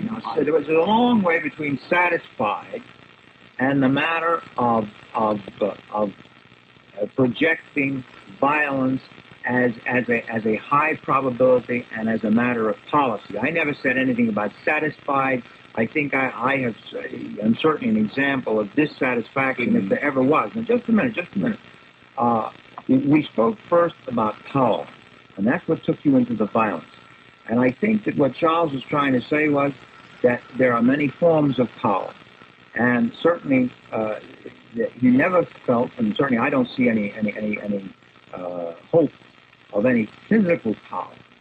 The power that we have to get, and I've said this before on this program, that there should be a much more widespread voter registration campaign in New York. I've been very critical of Negro leadership in New York, the fact that they have not persuaded Negroes to exercise their vote. I do believe that this would be important, even if you may figure this Tweedledum and Tweedledee you have to vote for. I think that power can be pursued in all these ways, and even though I'm not naive enough to believe that there might not be some violence as a result of exercising various means of protesting, still, this is quite a different thing from projecting violence as inevitable and as a matter of policy. Notice this time last year there were demonstrations all over the city of New York. This year there are no demonstrations because no one wants to take the responsibility of getting out in that street. Anybody who has any kind of... I don't think that's the reason. I think the facts... Why, they have more to demonstrate, they have more reason to demonstrate this summer than any other. Your facts may be right, but some of your conclusions are not necessarily... Tell me why there are no demonstrations going on in New York. I'll tell you why. Because the demonstrations last year came from no kind of broad program, and they were not based in any kind of permanent organization. Enormous energies were dissipated by creating an organization for a single event and then disbanding. School boycott was arranged, a one-shot affair, enormous organization involving the whole Negro community was created. They boycotted, got an enormous turnout, then they disbanded the organization. Well, the result was bound to be frustration and anger and fury and disillusionment, because one boycott is never going to change it. Building an organization is a mean, hard, dirty job that has to be done 365 days a year. And one reason there's no demonstrations yet is that Negro leadership of the civil rights groups are afraid of violence. But another reason is that on May 18th, when Bayard Rustin, who's supposed to be the best organizer of all of the Negro leadership, organized a demonstration in front of City Hall and announced publicly that it would be a failure unless there were more than 15,000 people. He had a total turnout of between 4,000 and 5,000, half of them white. And when he called leaders of various sub-organizations to come up to the platform to speak, half of them weren't there. There's been no organization. Downtown, wasn't it? Demonstrations at City Hall. Yes. Now, you can call a rally in the heart of Harlem right now and get 10 to 15,000 people. But the point, when you get them, what are you going to do with them? This is the question that I'm raising, that you must have a politics aimed at achieving specific objectives, a strategy that uses demonstrations as a means of building the organization as well as a means of establishing Negro discontent. What's happening now is simply that demonstrations have become a cheap form of psychotherapy. The anger is the means of venting anger. I understand it. Well, what I'm saying is that your responsibility as a leader, and same thing I think is true of Roy Wilkins, of James Farmer, of everyone else, is to be precisely because there is so much anger and disillusionment and fury and hatred that can erupt. What is necessary is to channel that into some constructive way, to force change. All of that frustration is producing the formation of organizations in the Negro community from coast to coast that Mr. Wilkins and Farmer and Whitney Young have never heard of. These organizations form out of frustration and hopelessness. And these national responsible leaders have never heard of it. And are these organizations with a set of specific goals and demands? Usually, other organizations, sir, result from frustration. Exactly. When they result from frustration, their goals oftentimes reflect the result of frustration. Let me just interrupt for a moment here. Remind our listeners that you can go to the General Tire and Rubber dealer in your community and ask for the booklet of discount coupons, and they'll be given to you absolutely free. 32 discount coupons for the World's Fair. Save $9.40 if you have one of these books, so get over to see your General Tire dealer today. This is WOR Radio, your station in New York. Now, back with our guest of the morning. You know, it's rather interesting that this man, Cooper, you said you know Mr. Cooper? If it's the same man, he's an activist. Well, Mr. Cooper evidently didn't feel he could stay up all night, so he did his Western Union work early in the day. He dictated this at 4:31 in the afternoon, yesterday afternoon, the 19th of June, insisting that the telegram would be delivered definitely between 12 midnight and 1 a.m. It's a little late. It's only about 4 hours and 3 minutes after his final time. Then also I note that evidently just before he hit the sack for the night, good old Ed Cooper, the actor, decided to zing one more, and he sent this at 11:58 p.m. before, we weren't even sure that we're going to be on the air. It all depends upon what's going to happen. I guess what they say about mental telepathy is true. Well, maybe these are ESP. Well, John had a lot of that on the show, and it's a little more. I thought it was interesting to note that the two of them there. Where they come from, Connecticut? There might be from Bridgeport. There might be this for the time zone. Yes, there is in the time zone, yes. We've got a couple of more here. Kai, do you want to read these, please? From Valley Stream, Long John Neville. Malcolm's X is an example of the effect of the deprivation and dehumanization of the ghetto in warping and narrowing a gifted mind and courageous soul. David McGill. From Williamstown, New Jersey. He's right. Whenever you hear me speak, I'm not speaking as an American who is a full citizen. I'm speaking as exactly what I am, a black man who is a member of a minority group, so-called minority group, that has been absolutely kept out of every segment of America's life. Politically, economically, socially, intellectually, academically, our people have absolutely been dehumanized and kept out. That's what I speak at. And I don't intend to reflect anything but that. Hi. Next one from Williamstown, New Jersey. Just 200 years ago, white men came to this country in bondage. Say I exploited him. For my father or my father's father, he was just as bad off as anyone else. Why don't the Negroes that make good share their fortunes with the poor, unfortunate whites? Pilgrims like immigrants who did not like where they were went elsewhere and did not try to change foot because shoes didn't fit. From Mr. Walter Lozowski.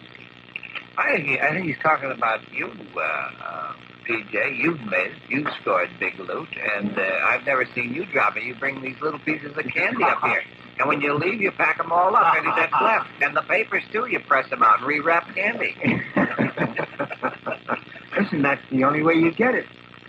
You gotta be frugal, you know. You gotta be frugal. What time was that one? So that was That's current, so to speak. You know, I'd like to just touch on something else. I have a little beef here I'd like to get in, if I may. You said something, Charles, in your book. You said so many wonderful things, and I really went through the book and marked quote. I was going to quote millions of things, even though I'm not the official reader here. You don't have the talent that Kai did. It's true. How did I know Kai was going to be? I thought I'd have it all to myself.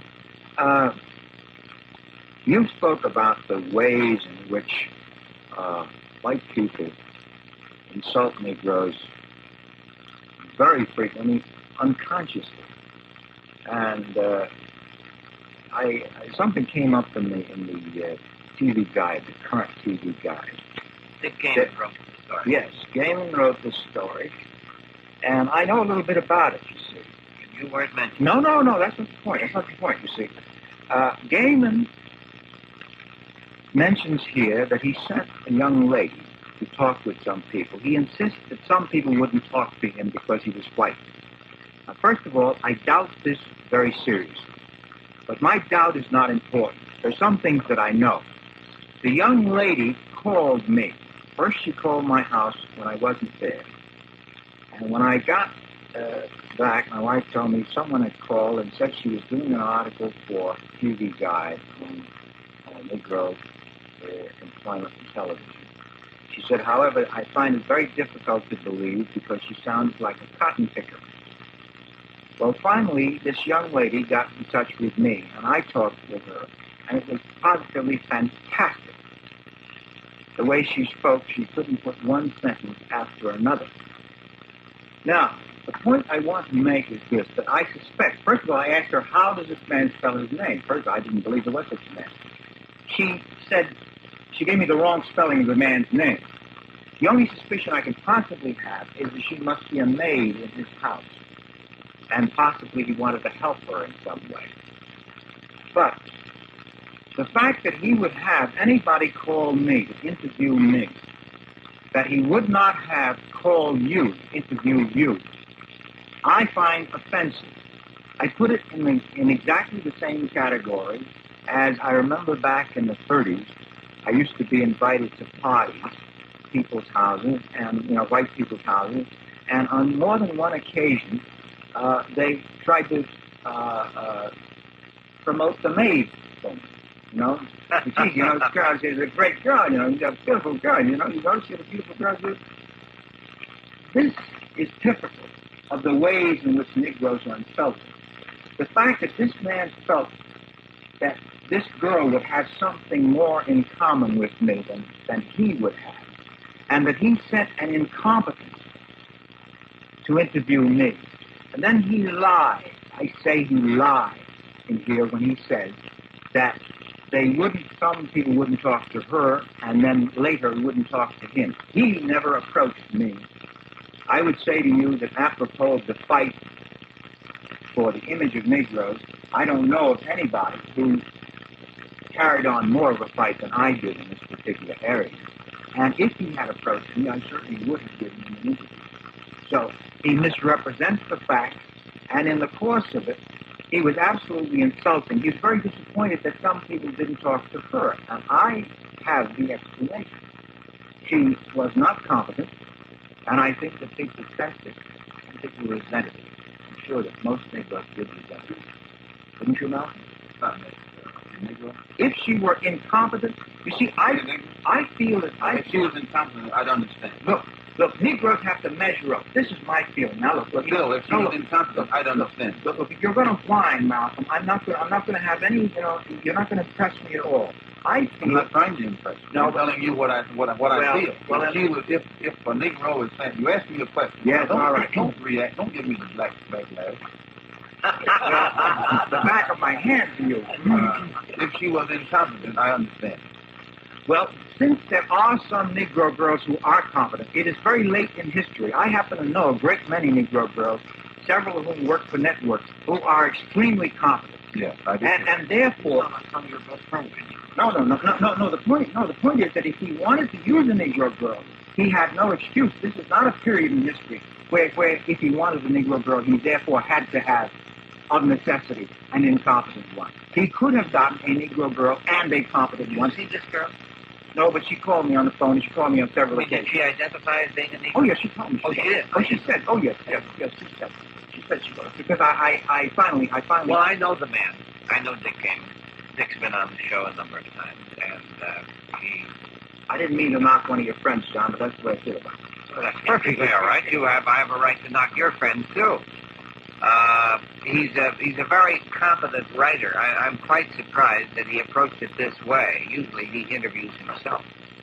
Well, it's the same bloody thing all the way down the line. Because it's Negroes, they don't do it the usual way. And whenever anybody approaches me this way, I don't care in what area it is, I am bloody mad and I make a fuss about it. I insist that I'm an equal, and I insist upon, I try to measure up myself wherever the situation calls for it, and therefore, as far as treatment is concerned, I demand the same treatment. And he would not have sent that girl to... I was amazed when I read the article, because I knew when I was starting to read the article, someplace is going to be in there about the picketing you did, with the TV and all like that. And when I didn't see it, I wondered. I didn't know the story. You told me. But he would not have sent a girl who spoke English the way she does, who murders English the way she does, to interview any white actor. And don't send me anything you wouldn't send a white actor. See, I don't know if you're right about that or not. I mean, I'm not in a position to say I didn't. I don't think that Gaiman thinks in those terms at all. First of all, wait a moment. Let's face it a moment. The fact is you're a very well-known actor. You're a very competent actor. He knows of you. There's no two ways about it. He has seen your work in TV. He has seen your motion pictures and all, and he knows that you're not an illiterate.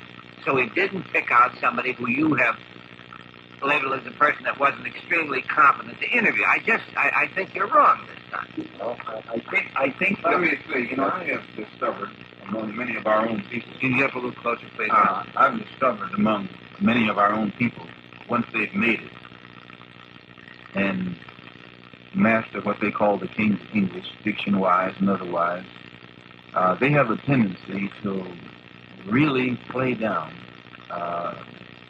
some of the rest of our people if we don't measure up to their own standards. We have a tendency to do it with our own more so than we do it to others.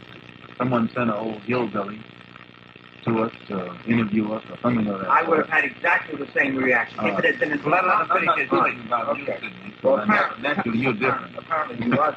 But you'll find that oftentimes with our professionals who make it, they have a tendency to put a yardstick upon the rest of us and measuring the rest of us that they wouldn't use in measuring whites. And I can understand why they do this. There's probably some kind of some psychological reason, but actually it's not doing the others justice. Well, I don't think you help the others by letting them just do shabby work, as in the Negro community, for instance. This man sent that girl to you. I bet she could speak good English. I'm telling you. Maybe you caught her on one of her off days. Listen, I did not catch her on one of her off days. She called my house twice. She finally wrote me a letter with many misspellings.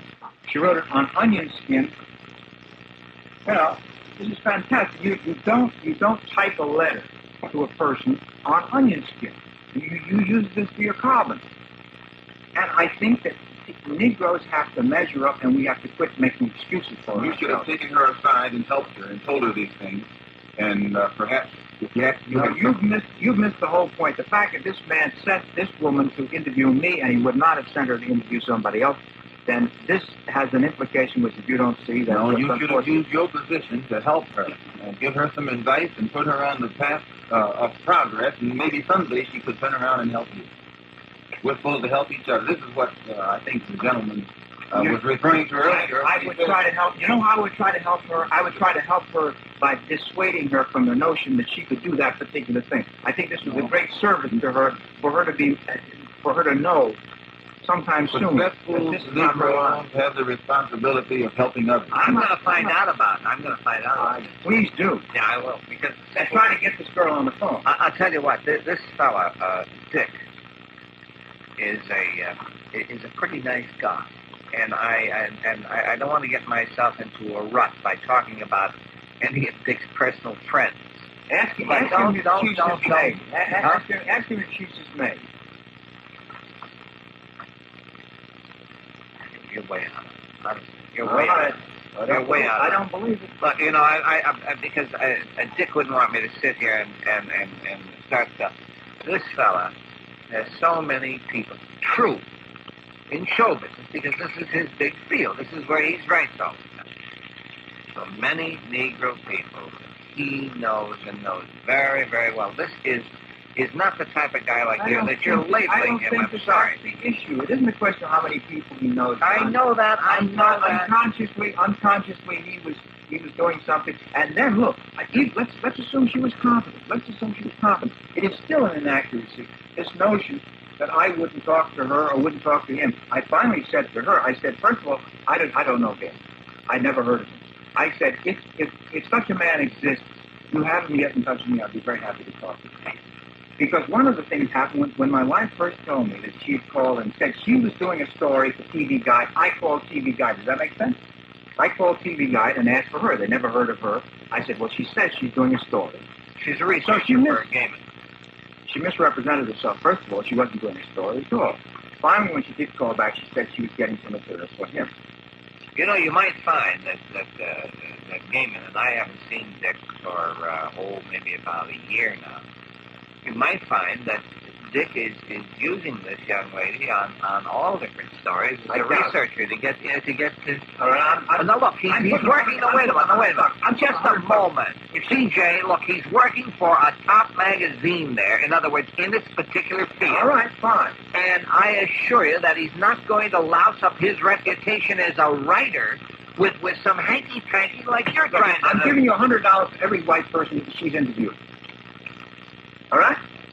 Is that fair? Oh, he points out in the story that eventually I listed the aid of a Negro girl and knows a good many show business people to interview those who would not see me. Now, first of all, he's a liar to begin with. I did not say I wouldn't see him. Wait a moment. There isn't anything about P.J. Sidney I know, in there. Well, why do you assume that the whole article is about you? No, but he enlisted her. And even said your name. He enlisted her. Because I looked for your name. I thought it would be in there. It was unnatural. He says he enlisted her for people who wouldn't talk to him. The implication is that the people... That the P.J. Sidneys didn't talk? That the people he sent her to were people who didn't talk to him. That's what he's implying here. Isn't that correct? Wouldn't that be your reading of it? But I mean, but don't say that the fact that he hired her to do some work for him as a researcher, it may have been possible at the time he wasn't even thinking of P.J. Sidney until later. I repeat, it's just my personal opinion. I think you're wrong this time because I happen to know Gaiman. And I know his feelings about things. He says he sent her to talk to people who wouldn't talk to him. So, if he sent her to talk to me, then he is saying, in effect, that I'm one of the people who wouldn't talk to him. Well, I don't know him, but I'll speak up for her. She's one of our sisters. And if you're going to stick up blindly, for her, that's prejudice. That's prejudice of another kind. No, it's not yes, I think. I've been reading Charles Tobin's book concerning what is the basic cause that produces some of this apathy, lack of complete development, where some of the academic foundations are concerned. I try and understand and stick up for our women. I think, Sidney, you should do the same thing. I'm with them when they're right. No, it's up to you to make them right. They're right, not right. It's up to you to make them right. I find it a very patronizing attitude to stick up for people who are incompetent. No. And I think that this has damaged Negroes. I think patronizing white people. Not patronizing. Wait, just a moment. Patronizing white people have done exactly the same thing. I remember back in the 30s, the communists used to do that. They would push Negroes into positions that Negroes were not remotely qualified for. If you are a professional person, a public figure, you are responsible for our people who have these deficiencies, and if you're going to be a critic, I think you should also realize that it is your responsibility to help our people who have these deficiencies. Well, I think the point C.J. is making, which holds quite apart from this particular instance. I'm not in a position to judge. I don't know Gaiman, but the point that P.J. is raising, I think, is an extremely important one. That a great many whites, quite unconsciously, do patronize Negroes. They assume that if they're going to do business with a Negro, that they need a Negro intermediary. Some of this, I think, is patronization. Some of it, I think, is simply a refuge. Whites and Negroes have been so estranged for so long that whites are uncomfortable. They don't know quite, is this man going to be like me? How should I talk to them? It's one of the horrible side effects of the gap, the gulf that has existed. And there is this notion of place which I think we have to eradicate. That there are certain kinds of jobs which are Negro jobs, there are certain kinds of relationships which are suitable for Negroes, others for whites. And I think we're in another terribly tricky area, this question of Negro competence. And I'm sort of swinging back and forth between the two of you. On the one hand, a great many Negroes lack the competence for jobs, and the only way they're going to get them is by on-the-job experience. Because they've been denied the chance to get the skills, they don't have them.